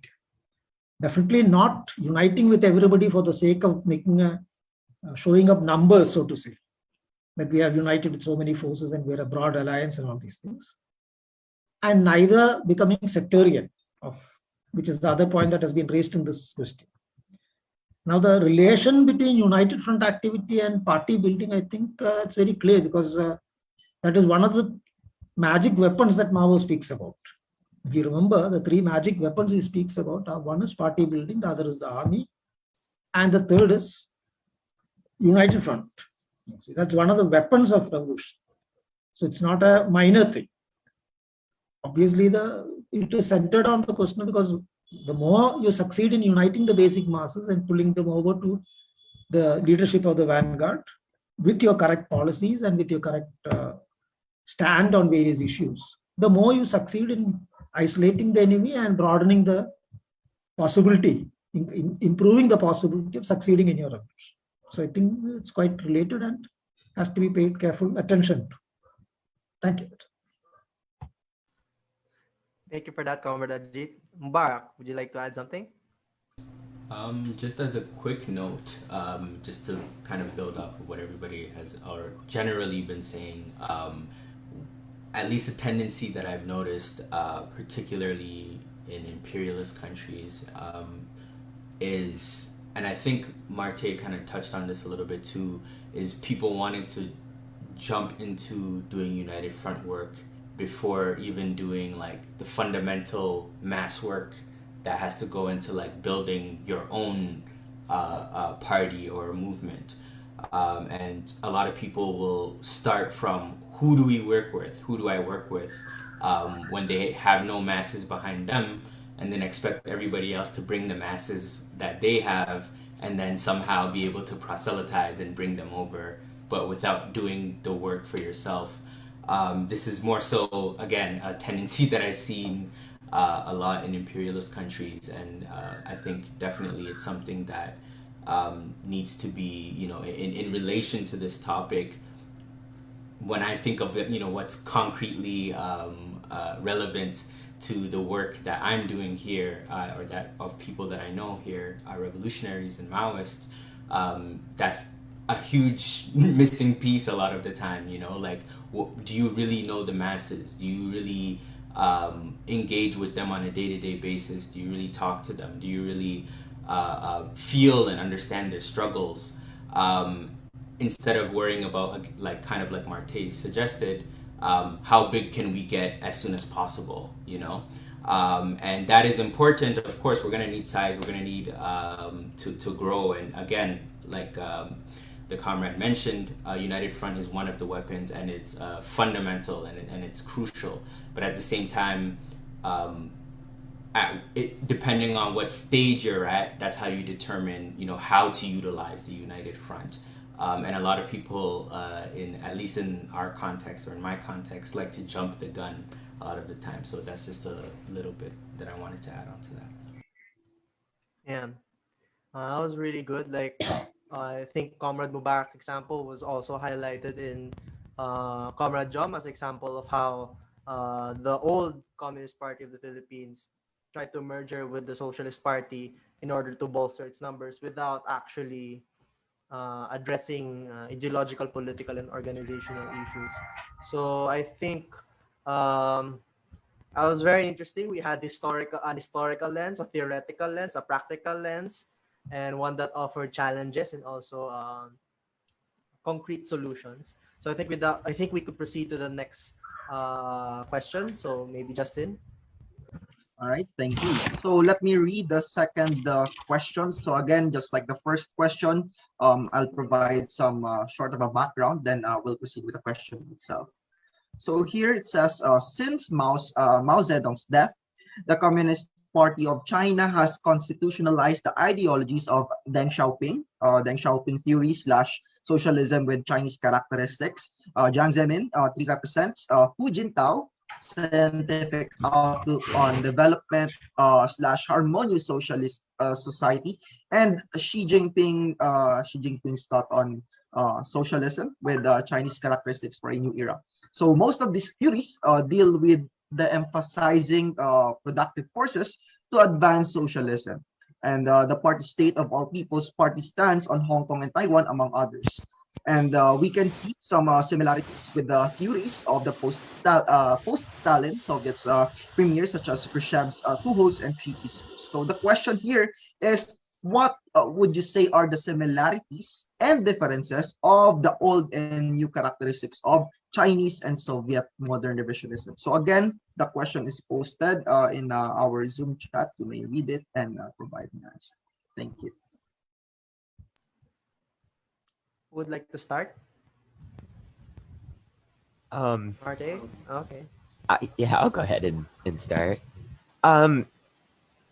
It's very interesting to kind of see the differences in how, or there are similarities. Like when I was talking about like that, basically the situation in Africa, the whole like charging interest on loans, and kind of like, you know, supporting all sorts of these different like sometimes very reactionary powers in the global South. Those are things that did exist under both Chinese and Soviet modern revisionism. Obviously, inside of the countries, the prominence of market powers. I would say that the Soviet Union seemed to have more of a role of the state until like the very end of the Soviet revisionist period. But I think that one of the really interesting things that's a difference between how both of these social imperialist powers interacted with the rest of the world is the Soviet Union seemed to do more support of armed struggles that were going on in the global South, whether that was sending weapons or money. Oftentimes this had conditions, or this had to do with like the political leaning of said movement.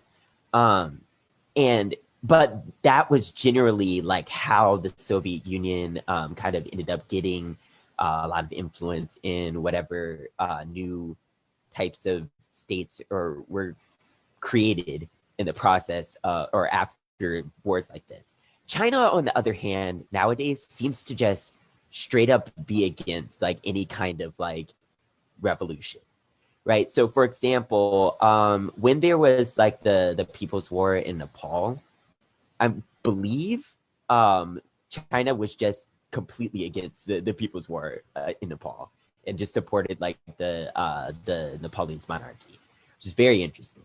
Instead of trying to like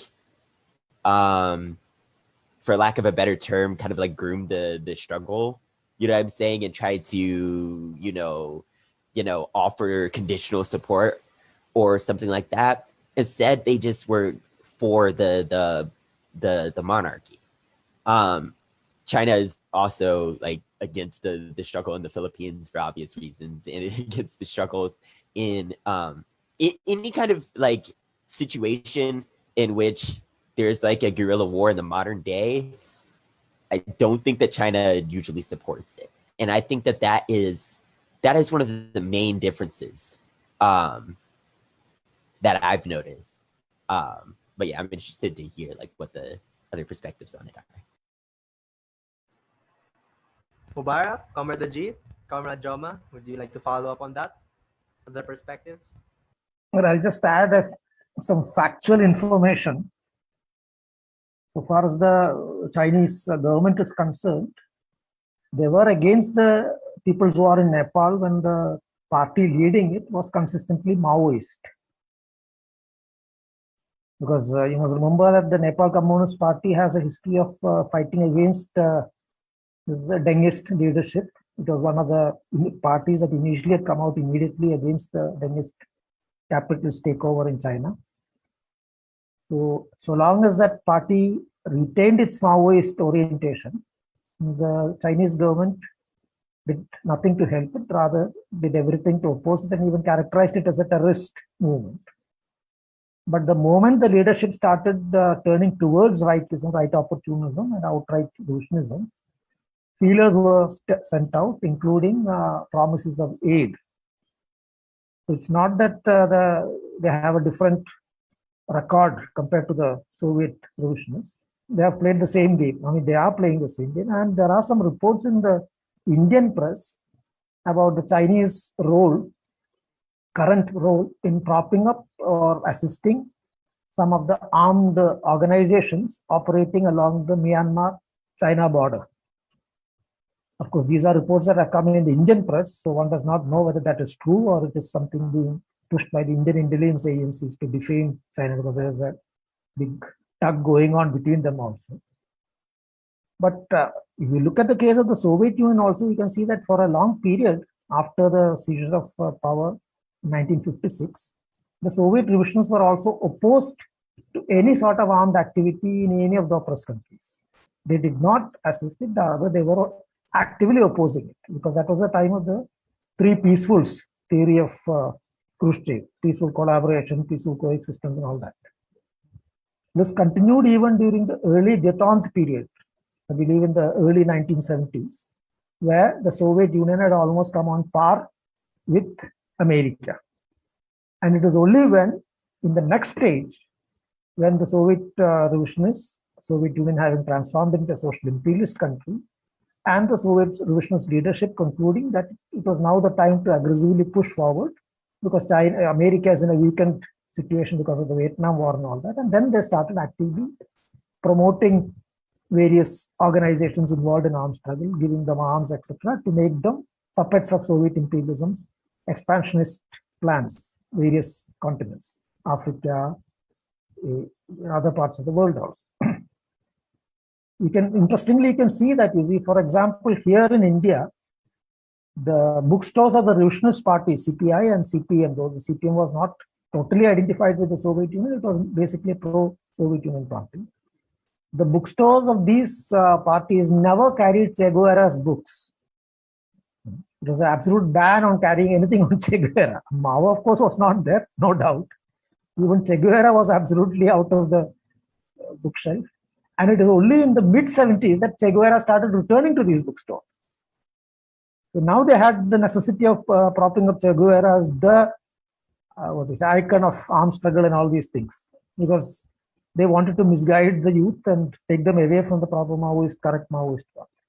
So this sort of tactics of imperialism, social imperialism, one can see in the past also it has taken place, in the present also. And I think one important thing that was touched upon by Comrade Marty, this role of the state.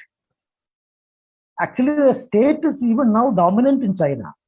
It's not that it has become less dominant. In fact, it controls most of the economy. But the difference compared to the Soviet Union, I think Soviet imperialism, is that the larger role given to the private monopoly capitalists. This is different. We didn't have that in the Soviet Union. But in China, you see, like, for example, like this Alibaba group and various other groups. And there are a large section of the private sector monopoly capital which is tied up to the party as relatives and all that. That's another part of it.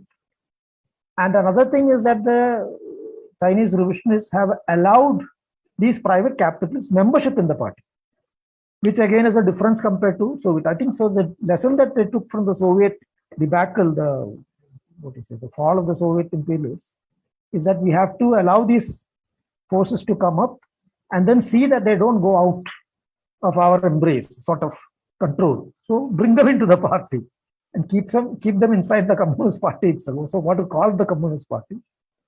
I mean, I think that's the only party in the world where you have a Communist Party which allows membership to a capitalist. per se. I mean, people coming from that class becoming communist knowledge is a different matter. It's been there from the very beginning itself. But whereas a capitalist, you can become a member of a party, communist party. I think that's the only unique case in the whole world. So that's what actually is this contribution of what is it, socialism with the Dengs or Lees or whoever's characteristics is. That is the essence of it. That's it. Okay. Mubarak, Comrade Jama? Well, I'd like to describe the similarities and differences between the Soviet revisionists headed by Khrushchev in 1956 and Deng Xiaoping, let us say 1976, when he headed the counter-revolutionary coup. In terms of historical background, Khrushchev would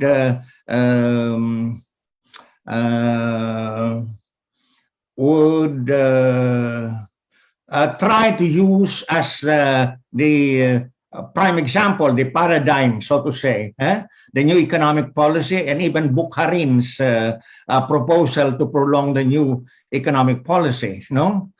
And then in terms of the political offense against the proletariat, Khrushchev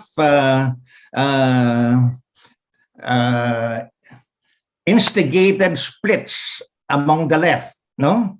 So he split Voroshilov, Malenkov, and other leaders, Soviet leaders. So he was able to put himself forward by splitting the left, so he would be able to take the initiative. And of course, the main thing that Khrushchev did was to breach the socialist system, to fragmentize the socialist system. So he decentralized the economic ministries.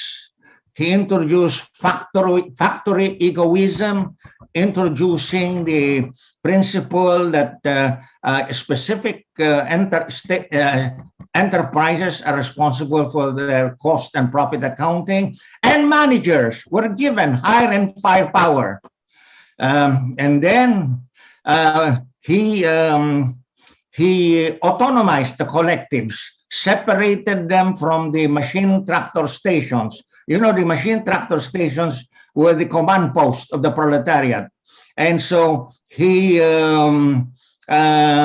enhanced the autonomy of the agricultural, the members of the collectives, and members were even allowed to expand their private plots at the expense of the collectives.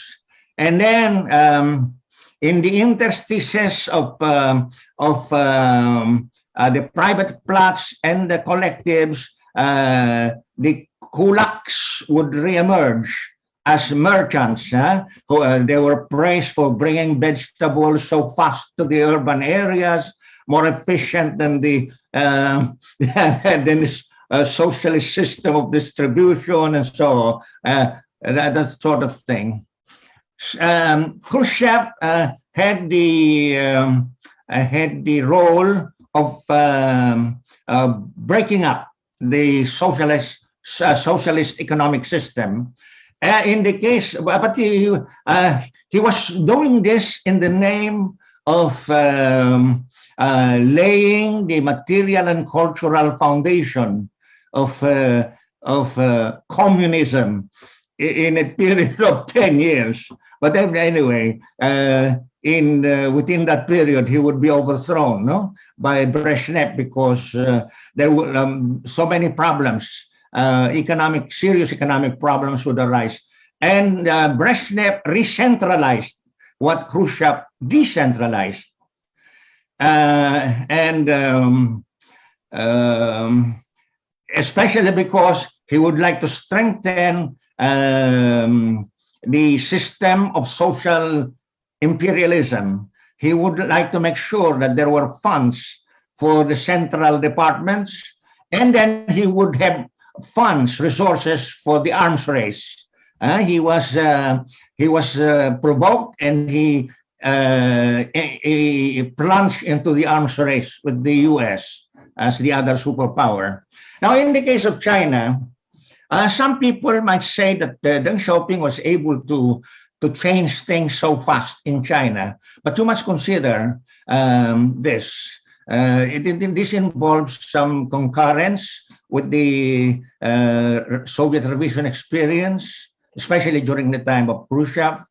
And you must also consider that there are differences because of the particular conditions in China. But anyway, I think emphatically you can see that it was during the time of Khrushchev, the 1950s, when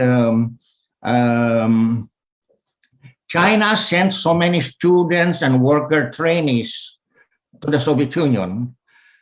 They were influenced by Khrushchevite revisionism. And then you have at the same time those with rightist and revisionist tendencies, because they come from the, they have petty bourgeois tails, not yet entirely cut off, and they have developed their bourgeois idea, especially because something like the new economic policy was undertaken in China. That was the period of the basic socialization of the economy, and you know there were concessions to private enterprise, even to capitalists. The state-private corporations were set up to accommodate the national bourgeoisie and even big bourgeoisie, who did not show great hostility to the revolutionary movement, were allowed to convert themselves into national bourgeois, provided they followed state policy. So there's a difference. And they were used also for their connections with the outside world. No, that's why you know big compradors can worm their way too, no, and take the role of the national bourgeois after the revolution. And then there were also there were concessions through the early stages of cooperativization. There were concessions to even to rich peasants and middle peasants, and in industrial cooperatives there were also concessions to small and medium enterprises. Just imagine, no, there are not enough cadres to take over, you know, the management of all these silk enterprises, you know, and you know there is the China made use of the Leninist policy called the buying off policy. Rather than frighten the managers and the highly paid skilled workers with ultra left actions against them, you must keep them. And especially the managers, you don't have enough cadres. You just won. You have just won a war. You have plenty of worker and peasant cadres, but not so many. That's why you engage in trade unionism and even organizing at the supervisors level, so that when the revolution would win, you have enough. It is more expensive to hire foreign experts, even Soviet experts. You have to build houses for them. So it's better to keep your own people instead of driving them to take the boats and flee the Philippines. And also in the state, you have to keep the competence in administration and the ordinary employees. You kick out only the diehard reactionaries among the bureaucrats. You don't have, there are not enough communists to replace all those people. So those are what you call transition measures in building socialism. So, but then, you know, these transition measures would be idealized by the rightists and the revisionists. I think that's the best thing. And then leaders in the movement who come from the petty bourgeoisie and other classes who don't really, who have not really remolded themselves, developed themselves into proletarian revolutionary creators, would be tempted. So, you know, Stalin had a much longer time in pursuing socialist, in pursuing socialist construction, building the industry and carrying out the collectivization and mechanization of agriculture. He had more time. That's you can mark 1927 to, let us say, the outbreak of the war. So that's about 10 years. That's the first time. Mao had shorter time. You know, when after the basic socialization of the economy, when the great leap forward was to be made, and advanced socialist industry and the commune, this is what called the walking on two legs. You know? There were those who opposed the line of Mao. The worst was Peng Dehuai, who said, the great leap forward is a rush of the blood to the brain of Mao. Huh? He was arrogant, no? just because he was the commander of the Chinese volunteers in the Korean War, and he was close to the Soviet Union. But there were those who opposed Mao, but in a tactful way, and so they did not stand out. Even Zhou Enlai and Chen Yun were together in opposing the basic line, but eventually they would follow the line, and then the most to dare to oppose the line would be Liu Shaoqi. He was the most open in you know, in retaining for the bourgeoisie, you know, the right to dividends. You know, at the beginning of the Great Leap Forward, the capitalists were getting from the state private corporations as much as 25% of the corporate net income.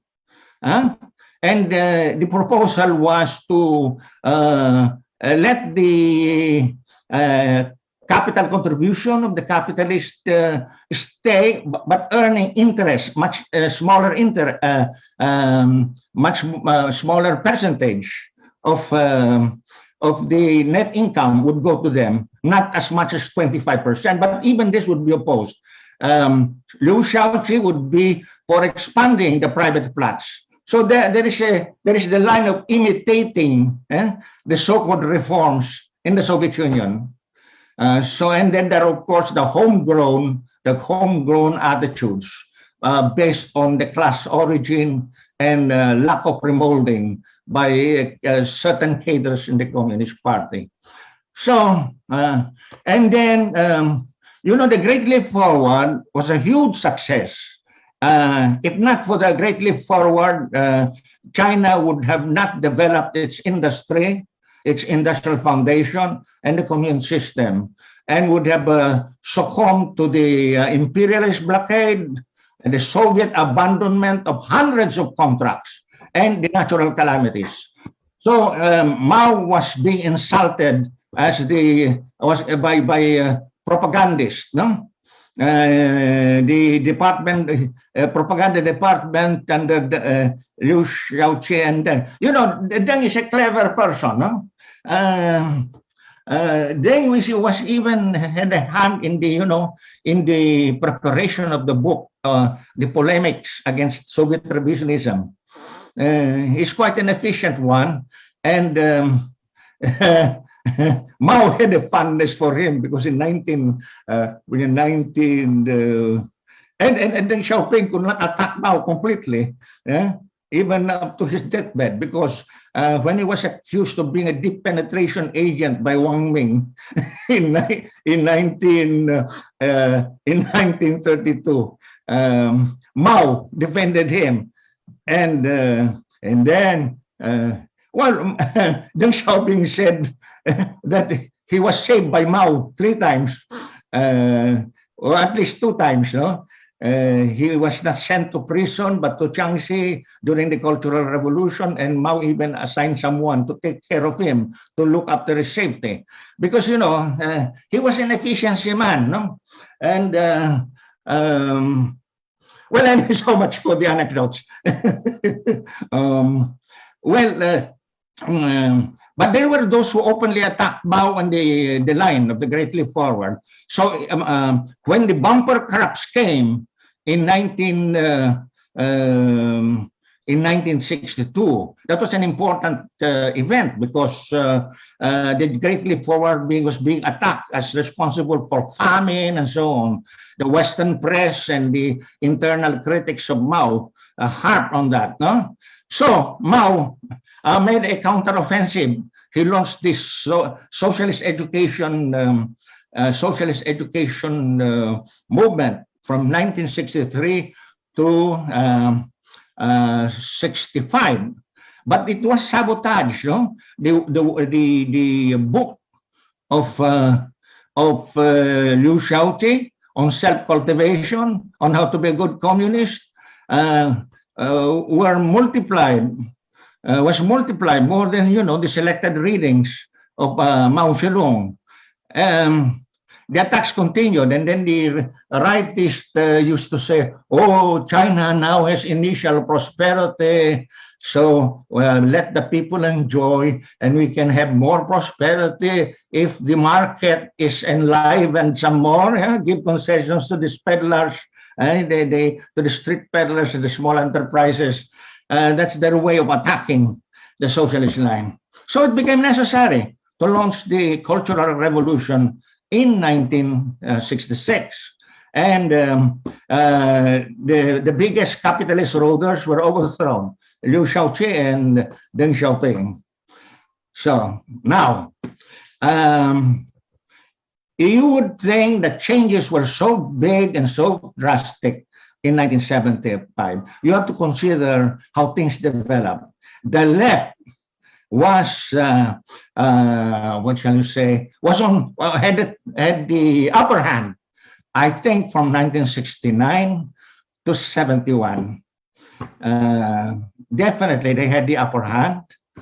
And so you had the Red Guards, the revolutionary committees in one, the Shanghai Commune, you have the exemplary theoretical models, and so on and so forth. Then I reeled them off just to give you an idea of what changes occurred in and there were, the model constitution of Ansan, and you have the touching models, all that. There was a revolutionization of the superstructure and enhancement also of the mode of production, the socialist mode of production. But then this is something, as early as the 9th Congress, when from my sensibility drawn from reading constitutions, I was taken aback why the name of Li Biao should be in a constitution, but he was then being touted as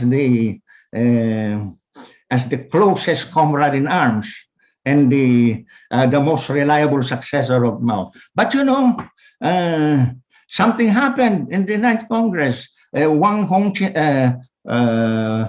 the vice chairman, stood up to hit Lin Biao was too much in a hurry to take over the leadership. So the intrigue circulated that Lin Biao was in a hurry. Lin Biao was in a hurry to become the president. You see, but Mao wasn't interested in the presidency. Some people thought that he might be interested in getting the title of president because he resigned from it under criticism that he did not know economics. What Mao did was to eventually give it to the old man Tung Piwu. He was satisfied with being chair of the Central Committee and chair of the Military Commission. But then the intrigue circulated against Lim Piao. And then his son would be pointed to as plotting the assassination of Mao. For a whole year, the rumors circulated, and even, Chinese in the Philippines would come to know these intrigues. So there was something fishy about these intrigues going on. From right now, I think this was part of the attempt to split the left, to split the left. And progressively, the left was split, So Lim Piao was killed. Together with his high staff members. He was on a plane in which the fuel was not enough to reach the Soviet Union. Imagine flying to the Soviet Union, the number one opponent of Soviet social imperialism. And you can have a pilot can fly a plane and then jump out, fly and then parachute out, and then put the plane on autopilot, and then the plane will just drop on Mongolia. So that's the. It's unimaginable that Lim Piao would be running to the Soviet Union. Then the next target would be Kangsheng. But Kangsheng was formidable because Kangsheng, just like Deng Xiaoping being efficient around Mao in running the party, Kangsheng was instrumental in replacing Wang Ming. Someone had to replace Wang Ming in relation to Stalin and the Soviet Union. Kangsheng was the arranger of substantial relations between the Chinese and the Soviet Party from 1936 onwards. You must remember that. So,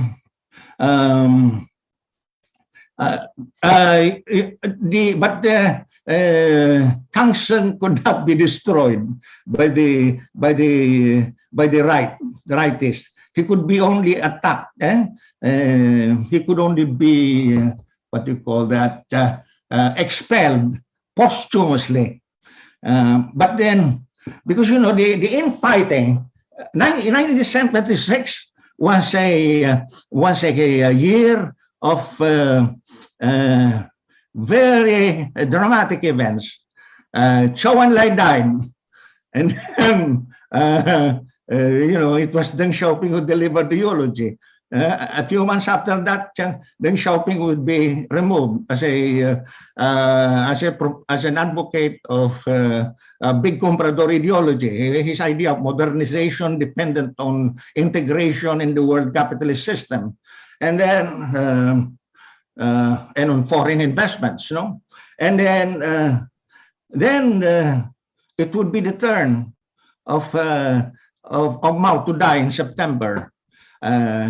Remember, Hua Kofeng delivered the eulogy and denounced and praised the great proletarian cultural revolution and denounced Liu Shaoqi, Lim Piao, and Deng Xiaoping.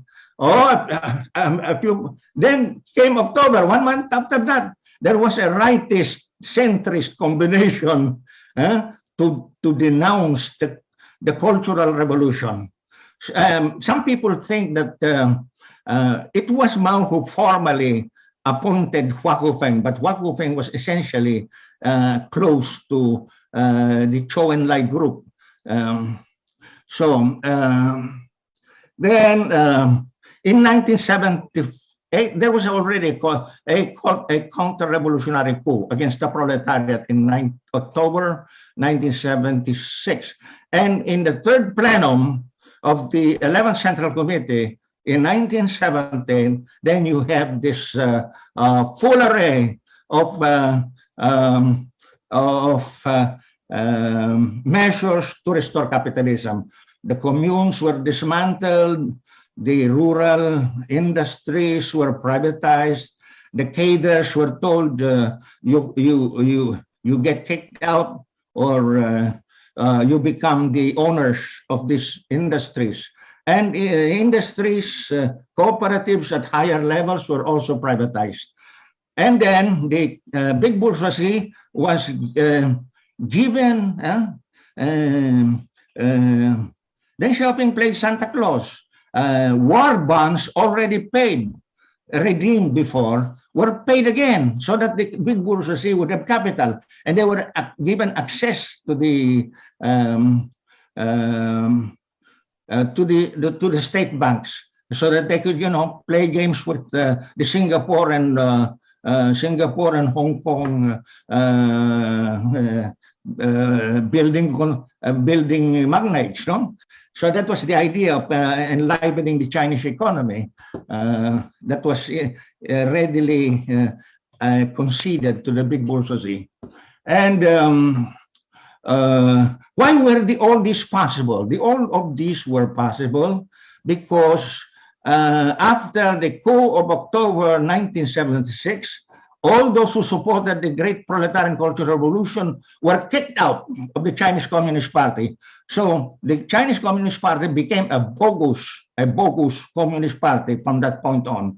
The proletariat took over, and you have outright bourgeoisie taking over, not just revisionist misled by Khrushchev or the bourgeois who think that the petty bourgeois who think that their bourgeois ideas are socialist or helpful to socialism. You don't have that sort. It was outright because, you see, the class struggle was supposed to be the key link, okay? At every phase of Chinese revolution, the class struggle is the key link. But then, under the theory of productive forces, modernization, and the four modernizations, and so on, in the name of opposing the Soviet Union, relations with the US must be developed, and so on. And, I was within hearing distance when, such intrigues as, of the rightists would circulate. Oh, the US has informed China that the Soviet Union consulted the US consulted the Soviet Union. What would be the Soviet Union consulted the US. What would be the reaction of the US if the Soviet Union would bomb Xinjiang nuclear facilities? There was such an intrigue, and Mao was supposed to have swallowed that too. So in other words, Mao, this is a good characteristic of Zhou Enlai.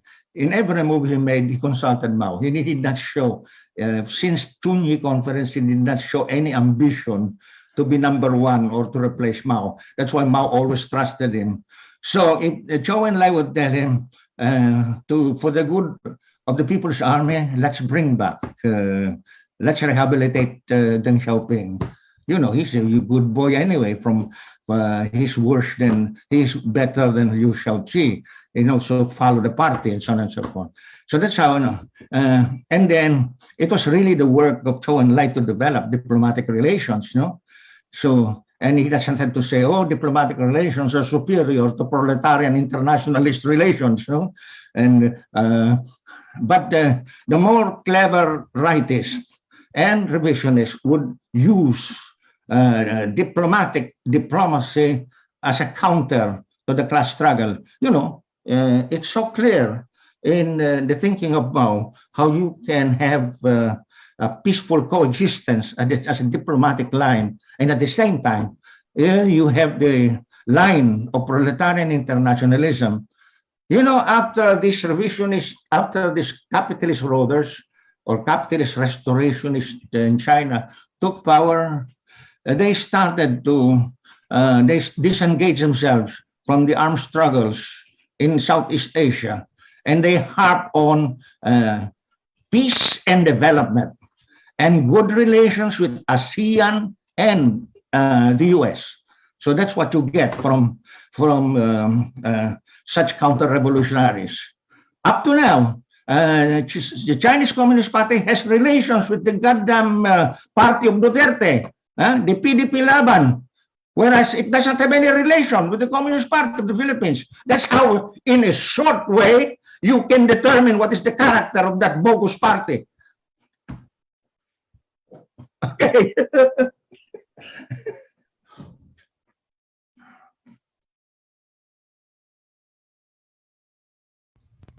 Okay, thank you for that passionate ending to that historical exposition on Chinese revisionism. I think Mubarak, you need time off, tama ba? Am I correct? Yeah, just because it's 4 a.m. so I might need to I might have things to do. Yeah.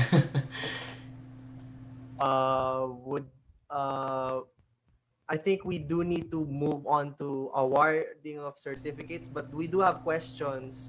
So how would you guys like it? 5 minutes, just quickly answer something, or would you like it that we send you the questions and maybe you could reply to us with a full exposition and we could probably release a PubMat?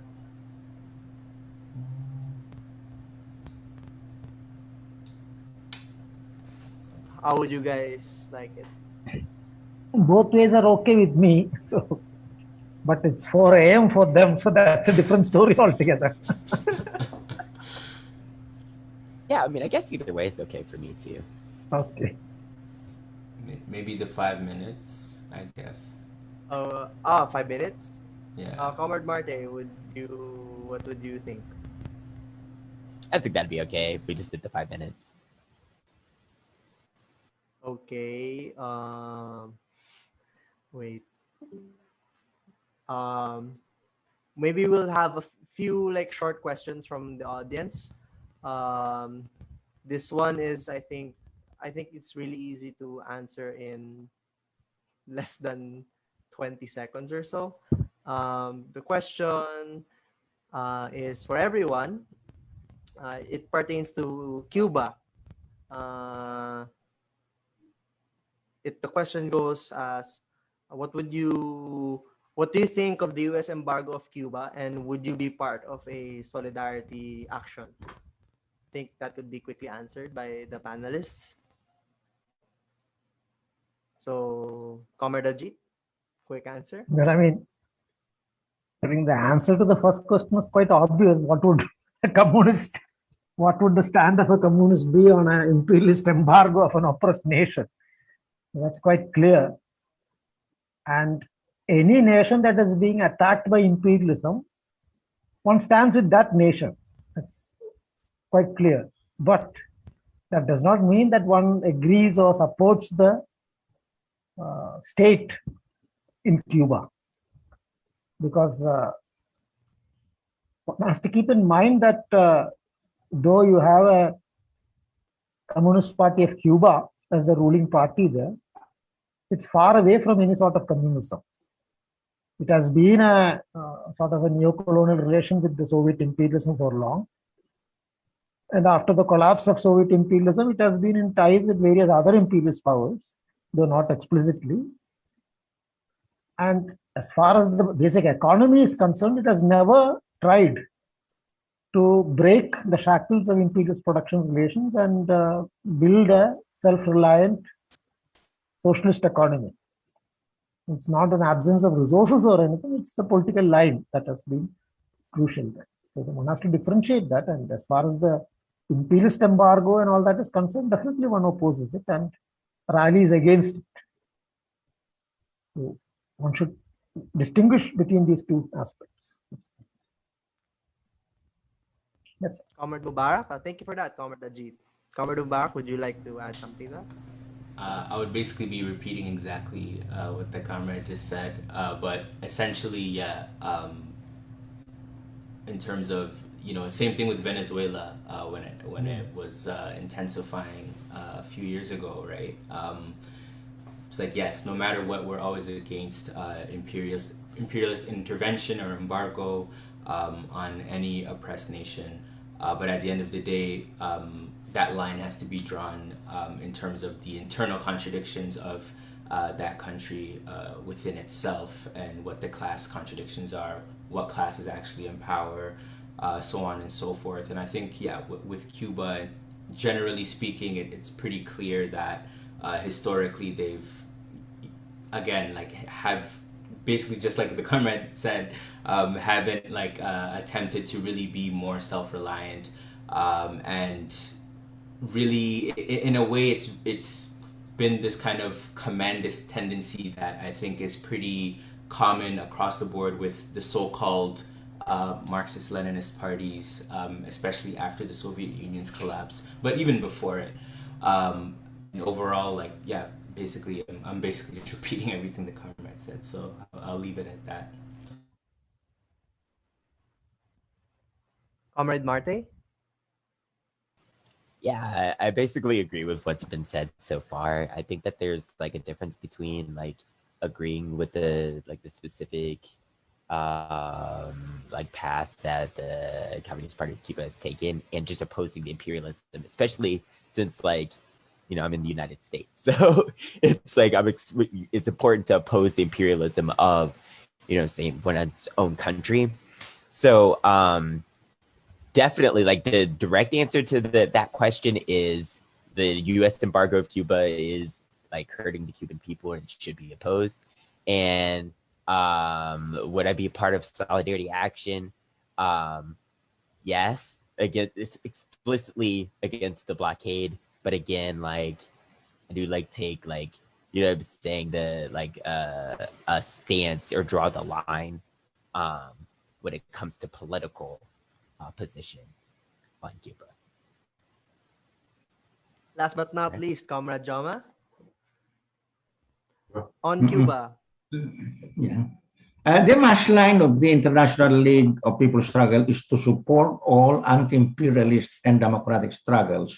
And further on, outside of the ILPS, the Communist Party of the Philippines says these anti-imperialist and democratic mass struggles are ushering in or paving the way to the resurgence of the world proletarian revolution. With all the big socialist countries like the Soviet Union and China gone as pillars of the world proletarian revolution, it's really important to have unity with all anti-imperialist and democratic forces, and of course, in that connection, develop the proletarian revolutionary forces. But you know, the imperialists are in are still on a rampage. They want to finish off all that remains of what would consider as the remnants of the previous wave of proletarian revolutions. So they cannot the traditional imperialist powers cannot tolerate DPRK and Cuba, and they try to ship much of the manufacturing by capitalist firms from China, foreign capitalist firms from China to Vietnam. You know, this is part of the U.S. move to undermine the Chinese economy in the course of their inter-imperialist contradictions. Now, and a special target is the Philippine revolutionary struggle. This is a revolutionary struggle that has persevered and has grown in strength self-reliantly. despite being in an archipelagic country. And the US thinks that Duterte can finish up. You see, Duterte is trying to serve two imperialist powers. The US, it's maintaining US overall dominance, and in exchange for the violent means to destroy the revolutionary movement. And at the same time, it deals with China, especially for personal advantages, you know, cuts in contracts, and even down to the connivance with Chinese criminal syndicates involved in drug smuggling. So it's very important to develop and support all anti-imperialist and democratic struggles. And what remains of the old proletarian revolutions, those must be defended so that they do not get extirpated before the favorable conditions now so obvious. The conditions for the world proletarian revolution are now so obvious. Neoliberalism has gone bankrupt, no? So the imperialist reactionaries are resorting to fascism, and then even the epidemic has exposed how rotten the capitalist system is. So those that remain from the old round of revolution making are important as transition factors for the resurgence of the world proletarian revolution. I think pretty soon, you know, we have observed the upsurges of mass struggles since a few years ago. This will intensify in the coming years. So good times are ahead for the proletarian revolutionaries and all anti-imperialist forces. All right. So we understand that, of course, because we are of different time zones, just as Mark said, no, there are limits to what the human body could possibly do in labor. So we will be doing an awarding, but we will still be sending the questions. So if you would like to stay, or you could drop by, or like get a cup of coffee or something, we would do that. We will record the next part in Zoom, and we will release it. But we will have to stop the live streaming here. So we will now be awarding the certificates. Okay. So, and then after that, we can have maybe a short break and probably resume with the questions, because they are really interesting. There are questions on the protracted People's War being feasible in Mexico, questions on two-line struggle inside the democratic, in a party that has democratic centralism. So Comrade Jama has already said stuff about that, like how do you manage struggle inside the party? There are a lot of interesting questions that we cannot compress, so we'll have to first end the live stream. So I think, Justin, this is on you. All right. So thank you very much again for our speakers for gracing our event. So to further show our appreciation, the Institute hereby awards the certificates of appreciation to Prof. Jose Maria Sison, Marty White, and Muralike for in addition with regard to Comrade Mubarak as well, no? For imparting valuable knowledge as speakers in the forum Let 100 Flowers Bloom, 100 Years of the CPC, of the first anniversary of the Institute of Nationalist Studies, entitled From Peripheries to the Seas, Reclaiming Our Narratives from Colonialism and Imperial Hegemony, given this day on the 23rd of July, 2021, on behalf of INS. Thank you very much once again. On that note, we end today's fruitful discussion temporarily, but we would like to thank our partner organizations and our media partner, UPLB Perspective. And again, Comrade Jama wasn't here a while ago, but we were joking that maybe we could call the comrades as kasama. So thank you to our speakers, kasamang Ajith, kasamang Marte, kasamang Mubarak, and of course, Kajoma, for being with us here today. Justin? So that ends the second day of the celebration of the INS first anniversary. Let 100 flowers bloom, 100 years of the Communist Party of China. We hope you all learned from the discussion today, and also we would love to hear your thoughts on how today's event went as well. So please make sure to accomplish the evaluation form at tinyurl.com/INSANIV Day 2 Forum. And I think it will be sent to the FB Live chat box as well. So this will allow us to issue your official certificates of today's events. But of course, our celebration is not yet over. We still have a couple of events lined up for the anniversary special. On July 25, we will be having a forum on the critique and the limits and potentialities of post-colonialism and decoloniality, as well as a workshop on anti-imperialist methodology. The critique will be from 2 to 3:50 p.m. Philippine time, and the workshop will be 4:15 p.m. until 5:45 p.m. Philippine time. We'll be releasing PubMats. Of course, the following day, as our in true revolutionary spirit, to celebrate, we ought to celebrate using political work. So on July 26th is in the Philippines.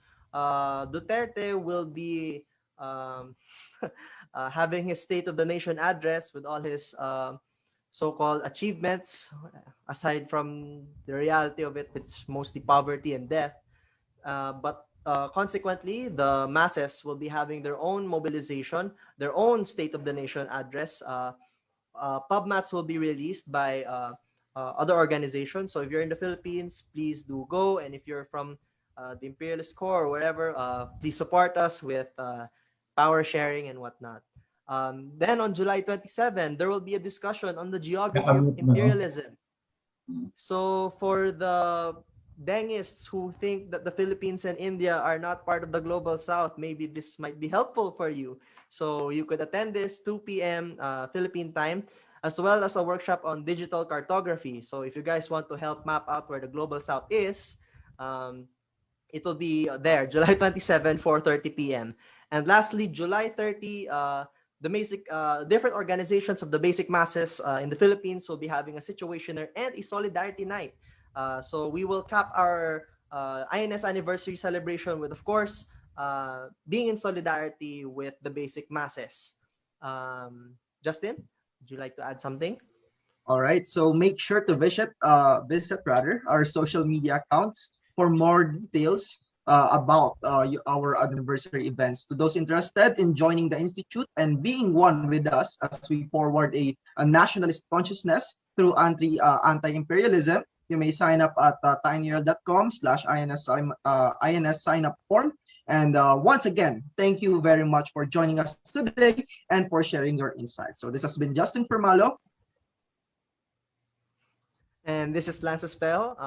We are your hosts for Let the 100 Flowers Bloom, 100 Years of the Communist Party of China. Thank you very much and see you in our next events. Bye.